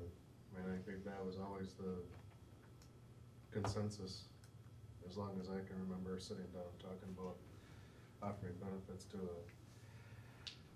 a group that didn't have the benefits. As well, that's where we're gonna afford it, is through you giving up pieces of your wage, and that was always dropped at that. But if I'm off on that, let me know. You know, part of this is, you know, developing a compensation philosophy, which, I mean, we could sure talk about that on Wednesday, because it's, you know, where do you wanna spend your money, and what's your philosophy of where you put it in the compensation plan, as far as, you know, whether it's support staff, certified staff, administrative, whatever. You know, you just have to come up with a philosophy that, here's what we expect of these positions, and here's the compensation for it. If that makes sense. It's our current HSA. Because we have only a few people taking the highly Expensive. expensive model right now. And again, I'm just gonna make some generalizations. You know, some of these are, you know, for the love of the job, they're second income jobs, they have health insurance elsewhere. But, you know, we do have the ones that have been here a long time, dedicated, that, you know, that this is their income. You know, so I think there's a wide range of things we can do, but it's, But we're also losing them. you know, At a very but steady it's pace. happening all over like this, when economies like this, people are offering benefits and higher wages, and, you know, they're going. Are companies offering higher benefits? Because I was under the impression most are not offering it. They're doing different things, not Well, offering you know, benefits. the few that I have heard from, that they've gotten more money in benefits. Well, I think that's something that the board really needs to talk about, not Right. necessarily Wednesday, but we need No, to talk but about that. that's that whole philosophy of compensation. How do you hold these positions, and what are your expectations, and, you know, as far as In- compensation? Particular to this, I get nervous about having another cap in place for 2 years, when we just went through that and then took a 29% hit. Yeah, is this just 2 years, is that what it said? Well, that's pretty, you know, These are all the first year offering and then a second year cap. And then And then how much do we put in HSA? Is this a yearly $600 hit? So the HSA portion, yeah, that's, those two options, either change the HSA amounts itself, or change the district contribution to HRA as part of deductible. So increase the deductible, or keep the deductible the same and contribute $300 or $600 less. And that's to be in compliance as far as what's a high deductible health plan. What can have an HSA? Then we get rid of the HSA, stick with the HRA. Certain things that. When I get rid of the HSA and stick with the HRA. Okay. I mean, sometimes they're so complicated that, I don't know what the fees are to administer them, what we fee them to administer the HSA, the HRA, and, health partners. But I don't think it's necessarily a bad thing, not this year, clearly. So I was happy to see the percentages, but I was disappointed to see, I didn't know that, so you're talking about an IRS rule with this $300 and $600 increase? Correct. It's to have a plan defined as a high deductible plan and therefore be eligible to have an HSA. You have to have a certain minimum that's out of pocket, Right. and so that periodically increases. So even though we've kept the rate of the premium down, it's gonna cost families more, or individuals more, This is something that has to be done regardless. Yep, I and- understand that. And so those contributions amount, or the deductibles were changed from 3,000, 6,000 to 4,000, 8,000 in the current structure in 14, 15. So it's been no change from that regard since that time. 14, 15. Yes, for the start of the 14-15 year. So then what is the total deductible for a family? So if it's increasing to 600, I apologize if it's in here. So one option is to increase the deductible, right now it's the 4386. And the other option is to keep it 4.8, and just reduce the amount at the end of the deductible that's contributed by the district through HRA. So both of those achieve the same requirement of increasing the employee's out of pocket.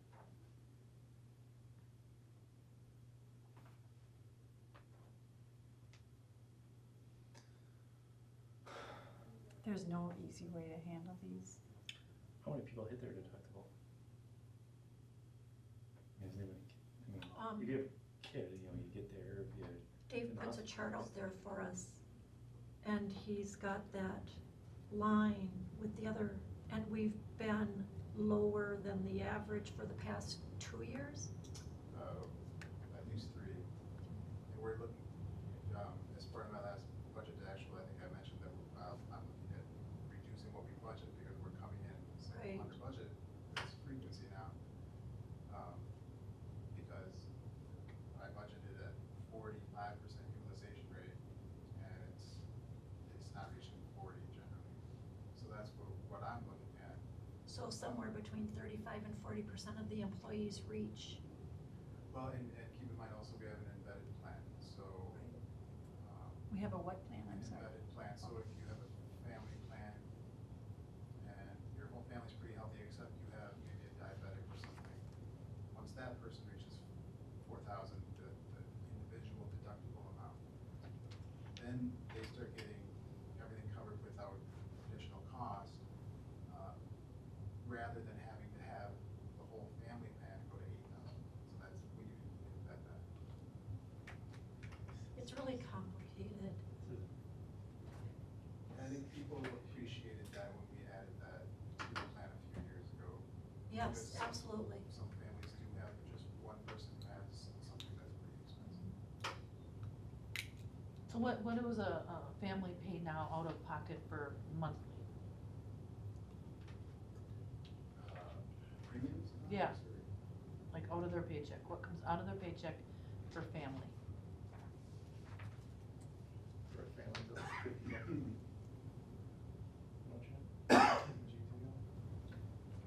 Oh, 130, I'd say, Is that every 2 weeks? No, it's once a month. monthly. Monthly? So for family coverage, they pay $130 a month Premium. premium. Which is better than A like what lot. I have to pay. And us, I'm going, I holy would pay buckets. $130 a week. And how about at least. single, what's the, How about non-certified? well, they have to be full-time though. How much? 58. And how about non-certified, The other group. that are full-time? Do they have to meet so many hours before they get, No, that is a much higher amount, and the district pays the single amount only, whether it's single or family. It's 50% rather than 90%. So, I want to say 230, 240.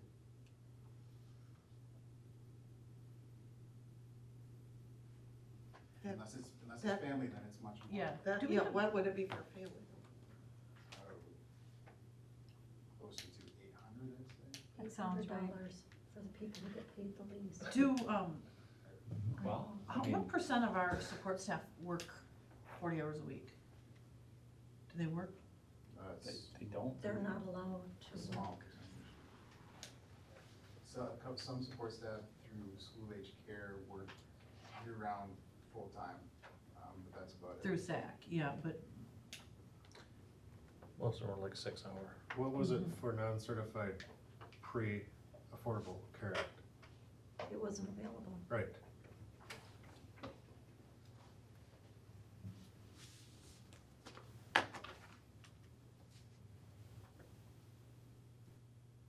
lots of food for thought.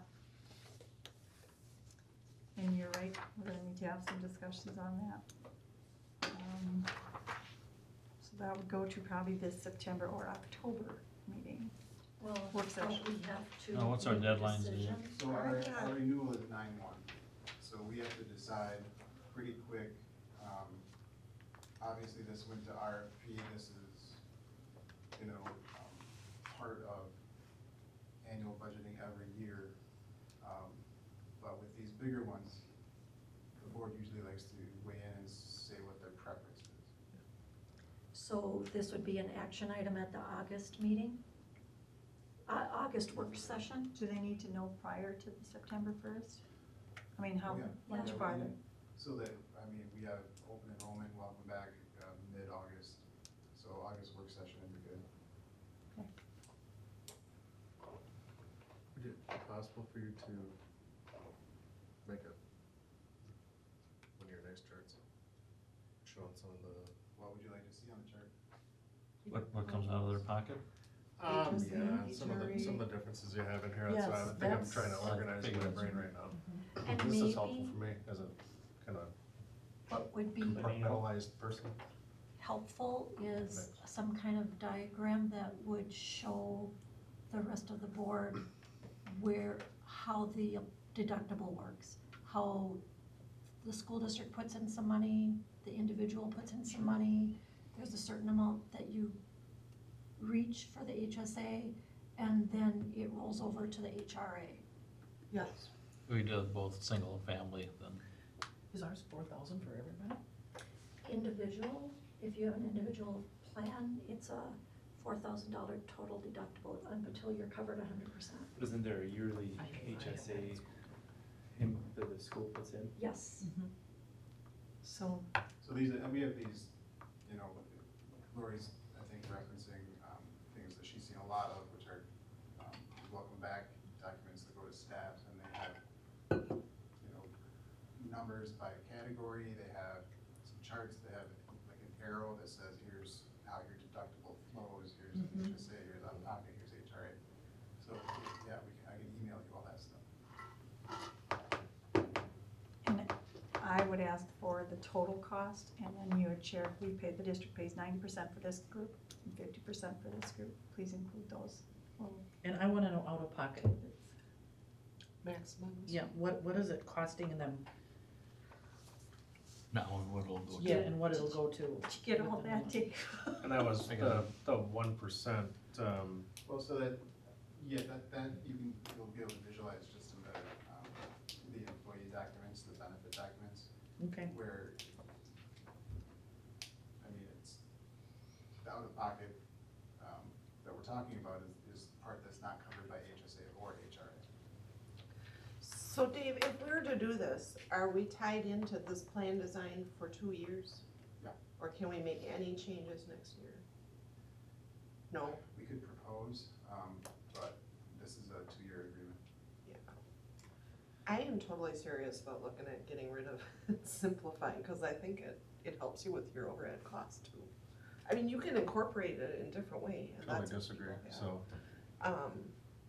Well, depends on what you do and what the market is right now. I just wanna look at it. A question on, so the proposal from HP is offering a renewal of 1% increase if we remain with Delta, reducing it by 1% if we switch to HP dental, but they would increase the dental rate by 12.7%. Is that 12.7% less or more than the percent they would differentiate So if we on the health agreed with insurance? dental, they would reduce by 2% from 1 to -1 on first year renewal, and so that difference is, the health percentage effect is much greater than the dental percentage effect. And maybe, And it says in Dave's document, the combined health and dental insurance total cost increase is 1.39 if we stay with Delta, and it's 0.32 if you change to HP dental. Right.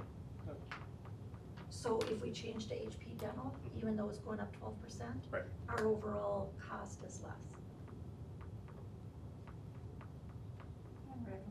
And so if you're an employee that takes health and dental, that affects the same as well, because you're 10%. If you just take dental, then yeah, that Do we have affects any you. experience with HP dental? Not in my time. Have you ever heard anybody that had experience with HP dental? Yeah.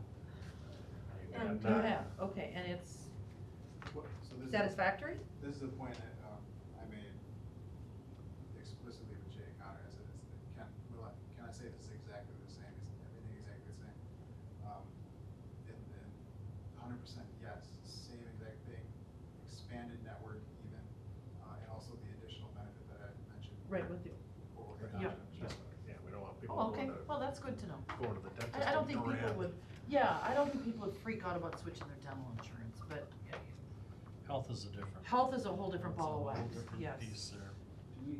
Do they get an option where they have to do some online stuff like Richmond does, where you gotta sign up and you get a. Do your cheaper wellness discount? plan? Yeah, your wellness thing. We have do that. So you get even, so you're saying it's $137 a month. If you do the wellness plan, is it now $70? No, if you don't do it. If you don't do it, it's more. So Yeah. that's what We're on camera. the people who do Uh-huh. it. I know. You're safe. You just be screwed. All right, so, So, circling back though to what you'd like to see, would you like to have, should we see if Jay Connor can come in to discuss, I know you wanna see how the deductible flows. There's huge comparison charts that they did as part of the RFP compiling the results. I looked at what's the bottom line first year, what's the bottom line second year, what's the combined total, does it make sense to switch between health carriers, does it make sense to add HP dental or not? And then what are all the other factors that go into that? Medica does come in 2-year total a bit cheaper. I'd say they're all comparable, other than maybe WEA for our local region. But what's the actual cost in switching? What's the the cost to emotions. Green. well, and they're, these are provider networks that should be very similar, but it's not always identical. So there's all these other issues that go into it. There's the transaction issue. So, last year we could have seen a savings if we had switched, but we wanted our data. That was the only way to get our data. Now we have it, and that really helped with this RFP. And it helps with our wellness. It helps with the types of things we want to educate staff about, to pay attention to, because we can see specific issues, not specific people, but we can see specific issues that really drive costs. Where do we focus our education? So anyway, all these factors go into it, but at the same time, it can be, really dense. And so I need to know what you're looking for to get, I tried to kind of condense that into a narrative for you. Yeah, and it was great, and I get it, and I appreciate all of your work, but it's such a complicated issue that I think we do need to have it transparent. And yes, I think we should have them come and Well, present. I get it. That's just my That's opinion. awesome. I'm just Do saying, I want it? what do you wanna- No. What do you wanna see? You know what I mean? Like, what do I you think wanna if see? we I could think see we owe some that to our employees, to be able to see. comparables of, the different, if you'd gone with somebody else, like a different company on the list or whatever, that she got responses from, and just talk about what you were just talking PR. about. How, Show them how you came up with it. So the biggest thing for me is how much is the district contribution gonna increase for that line item for the next year or two? And how much of an impact financially does it have on the people that were insured? Exactly. So the teachers, how much is it gonna cost them? How much is it gonna cost the district? And what's our best scenario for both entities? Is And so these are, so I'm splitting the giving hair you right in half. this is total cost. And so I think I'm hearing, the only thing missing for you is you see as percentage, what's the dollar? Yeah. Because the dollar is easy enough, it's 10% or 90%, right? Right. So, that's what I'm mostly Just the interested in dollars personally. additionally. So you had budgeted, I think, 9%. so, do you know off the top of your head how many hundreds of thousands of this is, It was, 100 and, I don't wanna misquote, it was, under 200, but, over 150, I'd say. And that portion that we looked at was just the district's portion and the Fund 10 portion, right, other than the transfer amount for Fund 27. So obviously that number's a little, this number is much greater because it's the total dollar amount. Oh, what a complicated issue, and it's so impactful for people. I mean, it affects everybody, their everyday lives. We wanna get this right. And it's impactful for the district. It's Yeah. I mean, that's the one thing expensive that'll take benefit. a raise rate away from somebody is Yeah. impact and benefits. So I'd like to circle back around and say this is just like the bond sale, this is a great result. Right, For the right. district and for employees. Yes. You know, is it worth it to take that increase with dental? And again, Delta's increasing by 5%, right? Right. So we're increasing either way in dental, but is it worthwhile to take that additional amount in dental to get the additional decrease for health? Probably for most employees it is.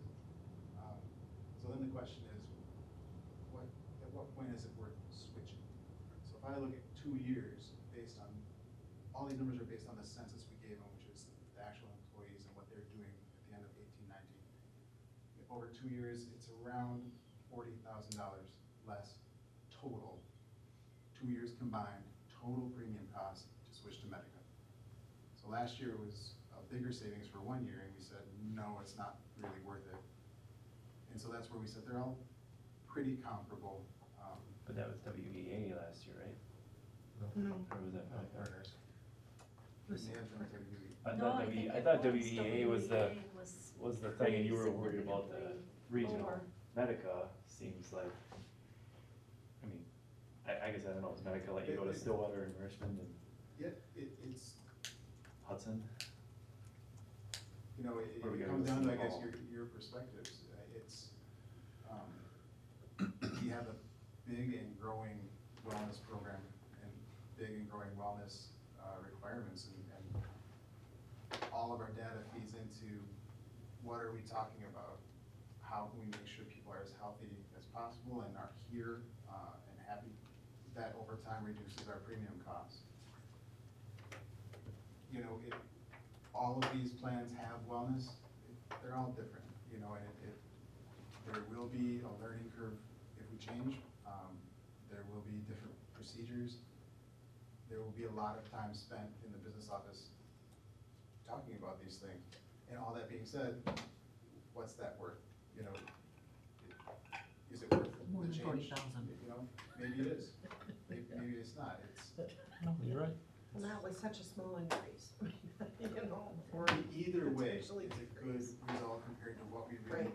you know, our Expect. loss ratio doesn't, it's saying we should not be getting this result. You know, what we paid in premium compared to what they paid to providers is saying your calculated premium should be much higher. But we had good data, you know, they were able to say, here's some high-cost individuals that are off the plan, you know, because we had that good data. And it was also a competitive market. And so there's a lot of good things that went into this, I'd say. And we get a good result, and so it's just, what do you wanna do? You have, you know, our recommendation and Jay Connor's recommendation. We can get them to come in and you can ask, you know, specific questions or, questions about the process, what have you. I can give you the dollar amounts, so you can see that 18-19 compared to 19-20 or 21, you know, 10% versus 90%, all that stuff, but it really comes down to, you know, what is this, Do you think it would be of value, you guys, to hear that, or to have that presented so that the employees could hear it? I mean, I, you know me, I'm just like, sweet, go with it, but if you think our employees would like to see that The presented. employees are gonna see. Well, I don't need to know how HRA works, because I know how it works, but that's just me speaking. That's my point too, More I what have I'd that like too. to see is but- just, you know, the recommendation is to decrease the HRA contribution rather than the deductible. And I would just kinda, it's hard mentally for me to grab these numbers and put them down. Sure, I get that. I get knocked. I've But been do we knocked need out a that few presented, times, so- Bob? Or can we get that in an email? No, I think if he just wanted to chart it out, for my sake, but I'm not speaking for everybody. So, I'd take an email just with the numbers of everybody, just wanna see the total difference, you're seeing, 40,000, it's just nice to see it. So I'm hearing, you'd be okay with hearing an email, or do you want the presentation? I'm fine with whatever you guys want. How about you, Lori? I've been through the presentation many times, so I know. So the email is fine for me. Have we ever seen the presentation on it? I don't Probably need it, not. I have, that's what my health, my Okay, health so is that. I Email get is good for all of us. Email with dollar breakdowns. And what Bob had requested too. Yes, the dollar breakdowns for the two HRA. HSA options and for addressing the two HSA options. And for the, what's in the memo, and I think Bruce also, you're asking for dollars for all the other vendors. Yeah. Maybe a little comments that says, I can get to Stillwater, Hudson, Richmond, or I need to go to St. Paul, Eau Claire, Durand, Minneapolis, you're about Durand, Durant, St. Clair Falls, all the way to La Crosse. cause you can bring your dog with you when you go to Durand and they can drink both at the same time. If you wanted From my that, house, could maybe you a just shot. Google that and find it? Can you find that information if you just Google that, Dave? Medica, where Medica goes, Yeah. or?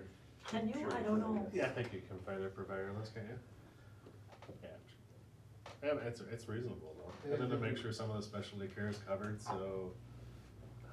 There are some It's differences, nerve wracking when you switch. not just, And heart. Is this like Blue Cross Blue Shield stuff too? Especially They some give of us the numbers? specialized Is that Yeah. something? That's,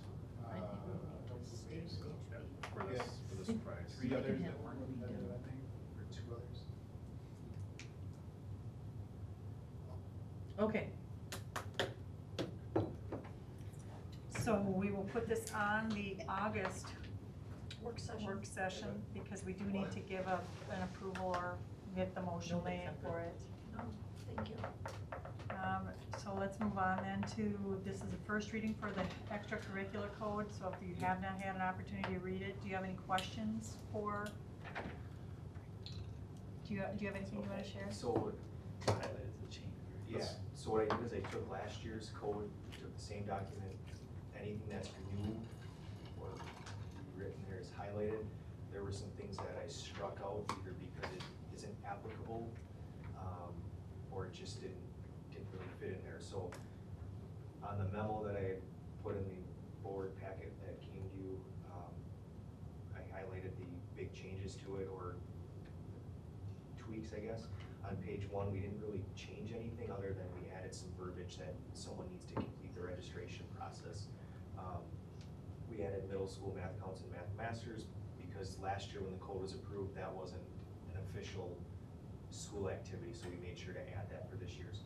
On page 2, we added some verbiage on there for the start date for academic ineligibility for fall activities. Previously, it didn't really have anything for our activities for the fall.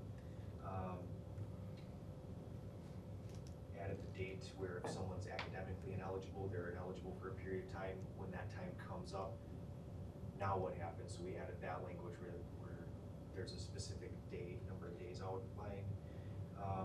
We added the specific dates for when grades would be posted at the high school level. Those are obviously tentative because you get a winter like we had last year and those things can be in flux. At the middle school level, we had that last year, and it worked out pretty well to have those specifically identified. You'll notice that we actually struck the middle school ones to update with the ones that would be relative to this year. We added verbiage for summer school makeups. Previously, students that failed a class at the end of semester 2 could take summer school to regain eligibility for the fall. We're recommending to remove that from there. Kids could still take summer school for their makeup credit for their transcripts, but not be eligible for fall sports.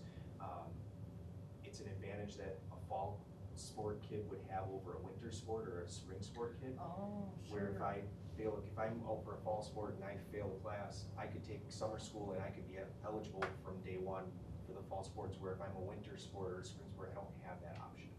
I never thought of that. But how do you get back to Yeah. good then in the fall? Yep, so you start, you serve the suspension just as you would during the winter and the spring sports, a number of days, and then once those days come up, we do a grade check. If you're passing your classes and you meet the eligibility requirement, But a fall sport, football or volleyball starts, In August. 4 weeks before school starts, so you would miss 7 weeks? nope, so you go so for the fall sports, the WIA has a recommendation that you use for fall sports, you use 21 calendar days versus using number of school days, because you start your games earlier. So But they like, would not be able to show evidence, so, of by the time you would hit that threshold, school would be in session. so with no classes, you'd be passing technically.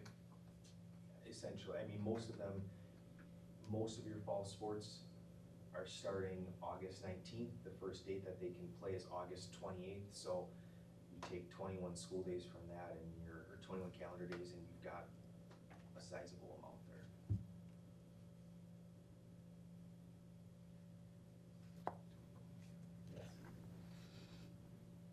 That's the recommendation for the fall sports, because you're That makes starting sense. before school starts, yeah. Right, and they count calendar days, so, Where in the winter and the spring, you're going with school days, so those Saturdays, Sundays don't factor in, it's the school days. We also added some verbiage to address online classes or college credit classes, those types of things. Because when our grades are posted, they may not be posting their grades for those particular classes, so we gave a little bit of leeway there. On page 3, for attendance requirements, we're keeping that intact where someone has to be in school by 10 a.m., but we added that they have to stay in school. We had ran into several instances last year where, hey, I'm at school at 10 o'clock, but then, hey, I wanna go get this at home, or I wanna go take care of this, and it wasn't a professional, like, they're not going to see a doctor, or they're not going to an ortho appointment. But then actually added some specific language there, instead of just saying by a medical professional, we gave some examples of what would be able to excuse someone. What about funerals? Those would be. excused by a professional, so the mortuary guy has to call them. The other thing that we do have in there, we have it or approved by an administrator, so Yeah, or, we would yeah, not yeah. hold someone out if they went to a funeral or a driver's test or Read the next one. things like that. Finish this Page up. Read the 4, next one, athletics and Just tell them what activity it is. injury, so we added some of the verbiage from previous policies that were coming through, and also added information regarding to changing teams. Like if a kid wants to change, they go out for a sport, but then, hey, I wanna quit and go out for a different sport, kind of what that would look like within the code. There has to be agreements with the coaches, they have to approve it, so we don't have the kids just jumping from sport to sport. And then also a late entry, if we're a month into a season, what that looks like for a kid to just come home for a sport. One thing that I admitted on there was participation in multiple WIA sports. I omitted, I was meaning to add into that, unless agreed upon by both coaches, if that makes sense. That should be on there, and then we added, page 9, we added an appendix just to clean up communication, where if someone does have a code violation, a lot of it is percentage based on percentage of WIA maximum games. It just spells it out for if I have 10 games, if that's the most we can play, what's 10%, what's 25%, it just spells everything out there. It's a good reference point. So are you gonna add that part about, For to the that line there? About unless both coaches agree? Yeah, I would add that for the second reading when it comes forward for Okay, approval. thank you. Thanks for putting it together as clearly as you did. So this is our first reading on that. Dave, I want to thank you for putting together that health and dental insurance recommendation, and thanks, Trent, for putting this together. Or is any Nice other to get it questions for Trent? Before all the other ones, thank What's you. that? It's nice to get it before all the other ones, thank you. Does anyone have any other questions for him? Well, we still got 25 minutes to talk about this. Well, let's scoot on to 7C and talk about that instead. How about it? Does I feel anyone like want to you make got the shorted. motion to recommend the school board approve the 2019-20 athletic overnight trips as presented? I'll make that motion. Thank Oh, you, wait a Kathy. minute, it's a first reading. No, this it's is not. the next one. Oh, I'm sorry, I'm sorry, I'm pushing us, Okay, because it's 9 o'clock, okay. so. I'll make that apologize motion. if I- I'll second the motion. Thank you, Captain, thank you, Bob. Aye. Any other questions on that one? If you had an Appreciate opportunity to read it, Mhm. there were 4 specifically, all right, all in favor, say aye. Aye. Any opposed? Great, your overnight trips are, as you presented, are recommend approved. Policy updates, 7D, we spent a lot of time on this at the last work session, so I'm gonna look for a motion on all of those little gems in 7DI1. I'll make a motion to approve items DI1. Second. Thank you, Lori, thank you, Is Kathy. that D? And you'll include all those numbers in your, thank you for your time Thanks, tonight, guys. Jen. Thanks, Trim. All those numbers in the minutes, they're I great. got them in there. Since we had such good discussion last time, I'm gonna go right to the, No, oh, we you wanna, have to talk about one policy. It has That's to in do that with list? The absences. no, that's in that list of the motion you just made? Yes, Catherine seconded. Okay, which policy did you want? well, we're having a discussion now, aren't we? Yep, so Yeah, which one do you because wanna you've made a discuss? motion. So I have to find the number, it's the one about the absences that 5,200. Shannon, I'm sorry, 5,200. 5,200. Okay, So, and was that from June 17th or from July 8th? That one was from June 17th. Okay.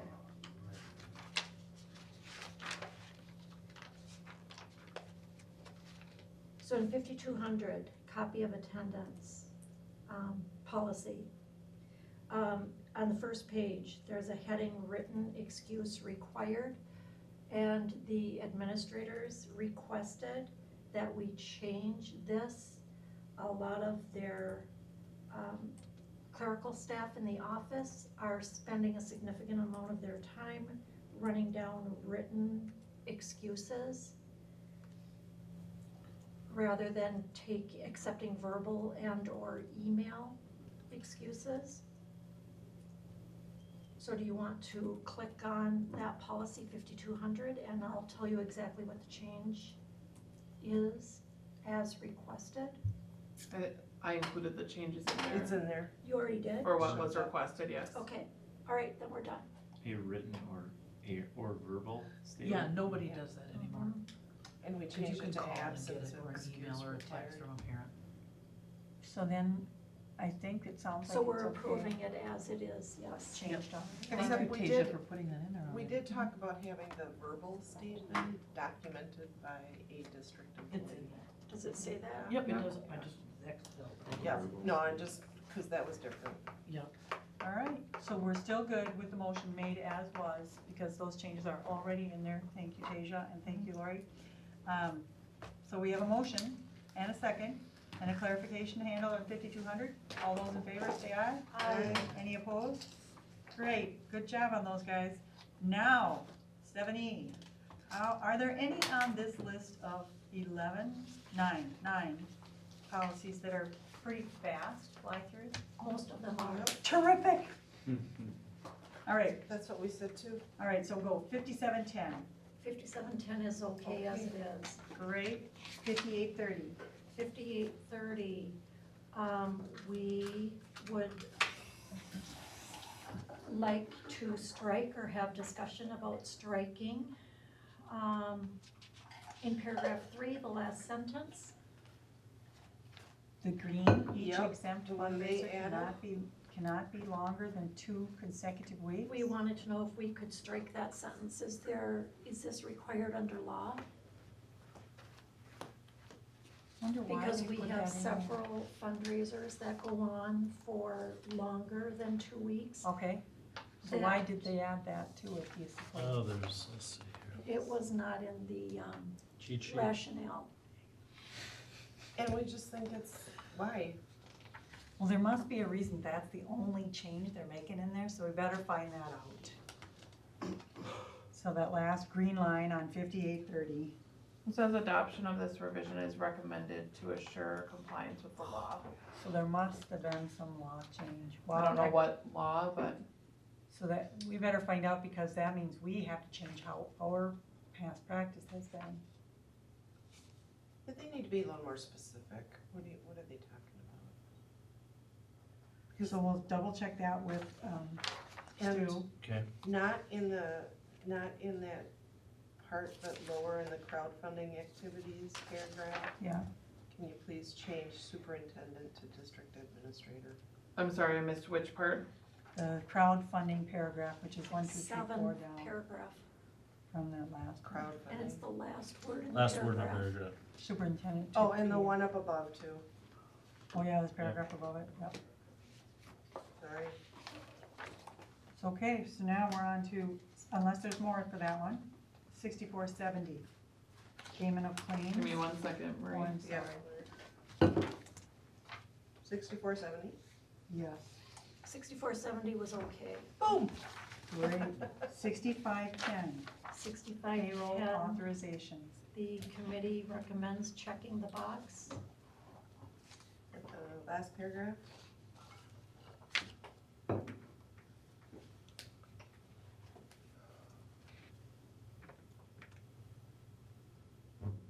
Whoops. So is everyone okay with that? Each motion of the board to employ or re-employ a staff member shall include the name of the individual, the position, title, and the compensation to be paid in accordance with base wage, salary, and/or compensation guidelines. Do we have guidelines for that? We will be having guidelines for that after our discussion Wednesday. Is that what I'm understanding? So that's why you guys want that in there? Well, it's because it's in other policies as well. Okay. Does that make sense, Deja? We Am I will- checking the box? You are checking the box. You guys are okay with that? Bob, Catherine? Sure. I would check out, so whatever. So they will put that in there. So then on to student activity fund, 6610. We recommend checking the board in paragraph 2. And in paragraph 4, changing the title so that it matches what his job title is as it's listed on his contract, activities director. Do you really want that to come to the board every time? Each activity covered by this Well, policy they must be put recommended? in director of programs. No, I mean, they can, district administrator or the board, the first change, checkbox she suggested. I would say leave it at the district administrator. Well, if you read the next paragraph, it says that the board will review the list upon submission. And so it's only when you're adding another activity fund, it's not Every time. every time. year. Each activity covered by this policy. So we recognize it, like we currently have a whole bunch of different activity funds, we've recognized them. And so if we're gonna add one, But if you read the rest of that second paragraph, Uh-huh. the district administrator is directed to obtain annually anyway, so we're reviewing it annually there, so I guess I'd rather do it once than each time something that might happen that does it.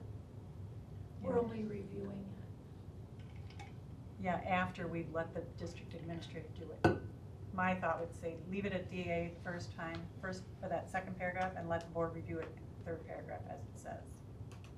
But I'm only one. I don't wanna hold up, but I want us to be aware of it. That's my thought.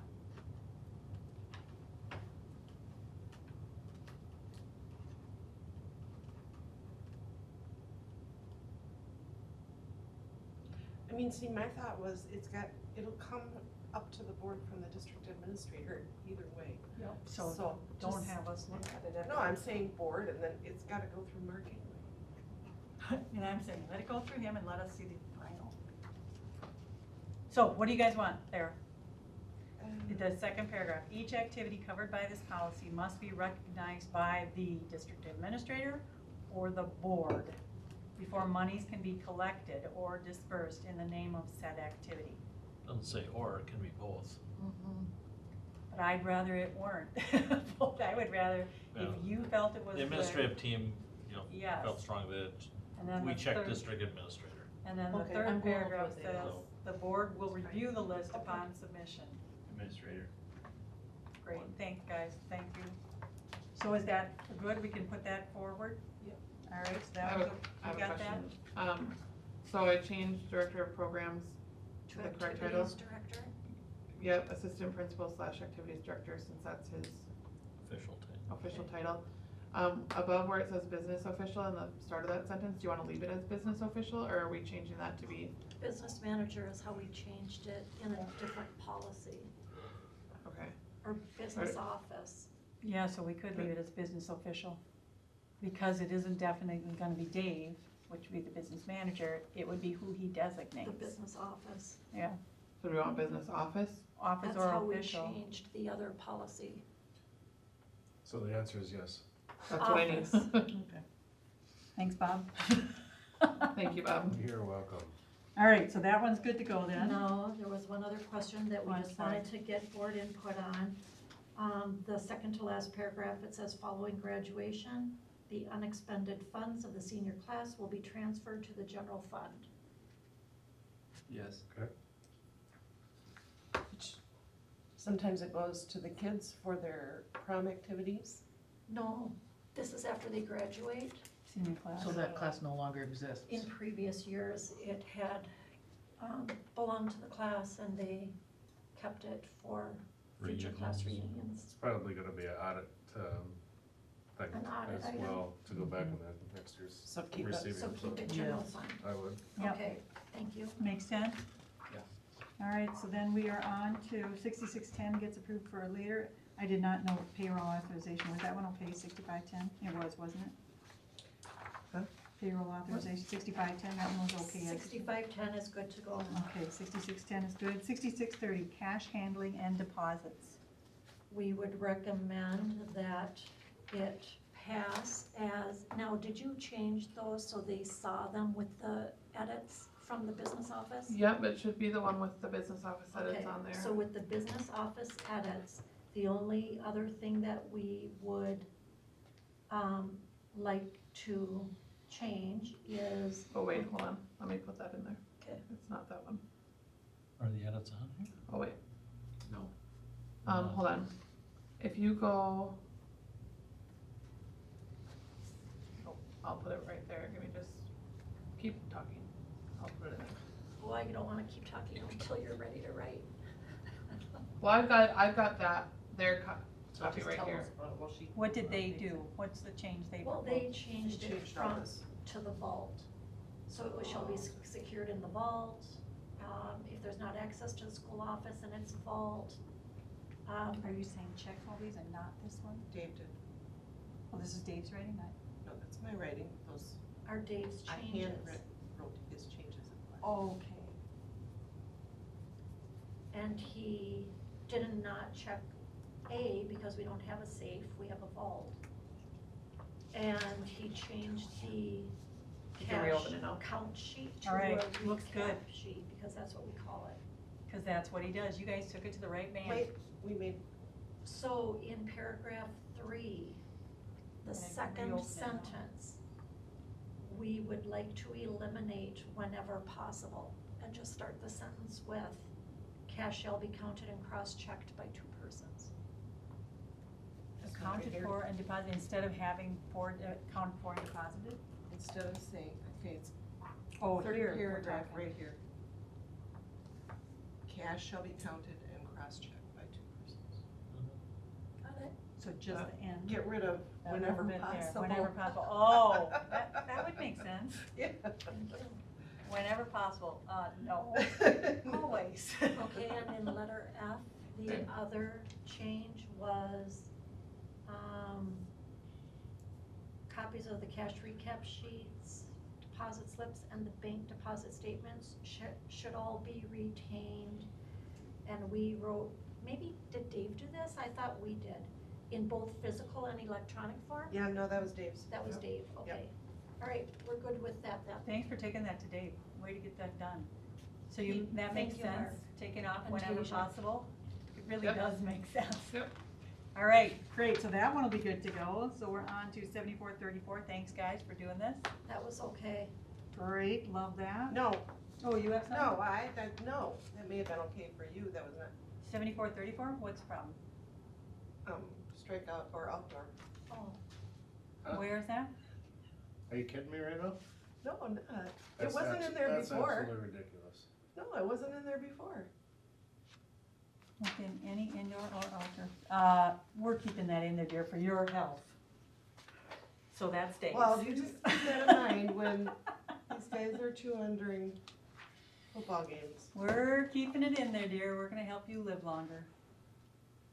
All right, so 7434 is good to go. 8210, school calendar. Catherine, you had some thoughts on that. You wanted some feedback on that? No, this is just the policy that says what needs That's to be right. in the calendar. True. And we would recommend board approval, that's been past practice, and Yes, that should continue. yep, I agree. The checkboard at the bottom? Yes, please. All right, and then that'll be good, yes? Yes. So 8330. Yeah, is that not good? No, they kept interchanging the board's responsibility with the district's works.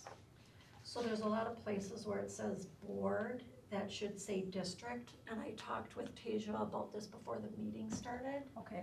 And, I mean, if you want Katie and I to go through this sentence by sentence and show you every place where it should say district instead of board, we would be happy to do that. No, let's instead just have this one not be one of the final approved, we'll just review it again at the next approval. Well, it's exactly the same, We didn't, except it says district. so the district is responsible for the records of all students. It's stuff like that. The board is not responsible, the district is. Okay. So I can that's make the changes and the then add whole, it, so. every time can. No, not every time, that's why I'm gonna make a copy of mine, and Yep. Tasia's gonna keep it. Okay. For the But they most did it part. a lot, They did. even in the new stuff, which is, I find irritating. And who's Shall keeping attach to board any member or Is this officer not of the sure? board. on this one? So Tasia, the only other change other than switching board to district is on the last page, Yeah. Yeah, that's what we were just looking Yeah. at. and it's the paragraph, down, second to the last paragraph. It Mhm. starts, no liability shall attach to any member or officer of the board or employee of the district. Okay. As a consequence of permitting access, and the rest of the sentence stays the same. If they follow the policy, why would they get any consequence? Well, I don't even know why they have member or officer. Because We shouldn't even don't have access to it. But at least it makes sense with the change. Kind of. I mean, we don't even, it doesn't even, shouldn't even happen. Well, the other way you could change it is no liability shall attach to any employee of this district. Cause they had employee of this board. I think that might be better because we really shouldn't have access to that. So get the board out of there completely and just have district in there, employee of this district. Does that make sense? Because technically, we as a board should not have access to those student records. Yes, I understand. So are you okay if we just strike out the board from there? But, let me say this. Let's say you're on social media and you mention something, activity that happened at school between students, and you identified, Are the you saying student. me? Yes, Me pointedly as a board member? as a board member. Okay, I'm not gonna do that, so. No, I- But your example, what do you mean? So it does, sometimes the board, part of that is in here too. Okay, so generally, if we talk about students, that would be part of, okay.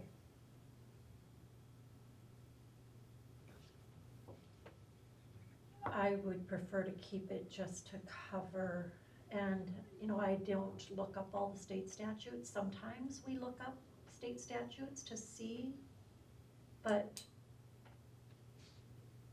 if it says, if board members are covered under the state statute, then it should be kept anyway.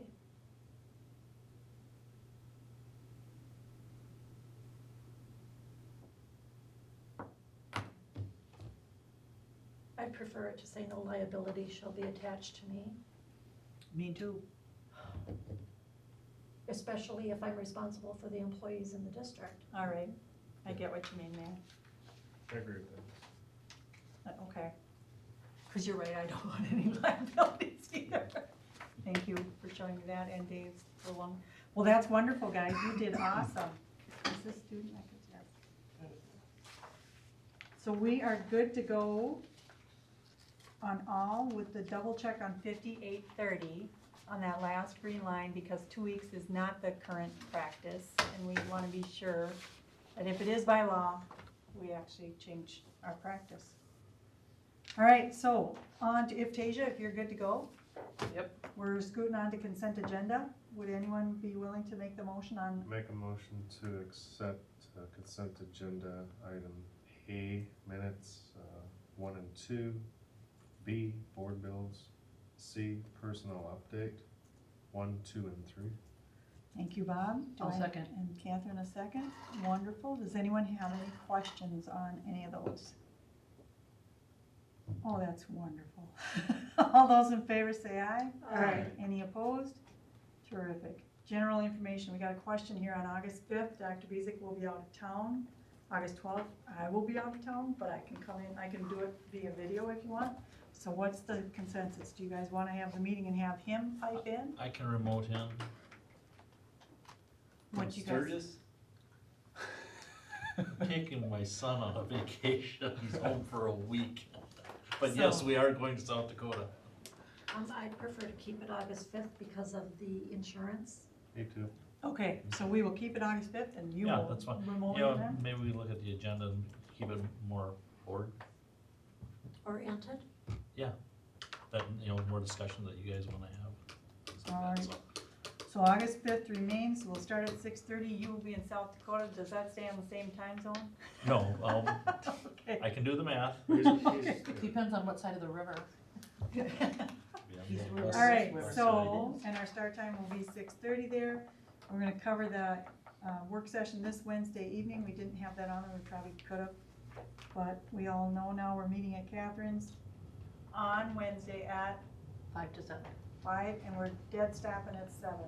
I believe it. With our main Absolutely. priority being coming to consensus or agreement or majority on how we're gonna move forward with this. Compensation. Not this, I'm sorry, this one. All right, so, once we're on the table, Catherine, do you wanna start? Nothing, I already got it all. I have that one. All right, Lori, No, thank you. Bruce? Nope.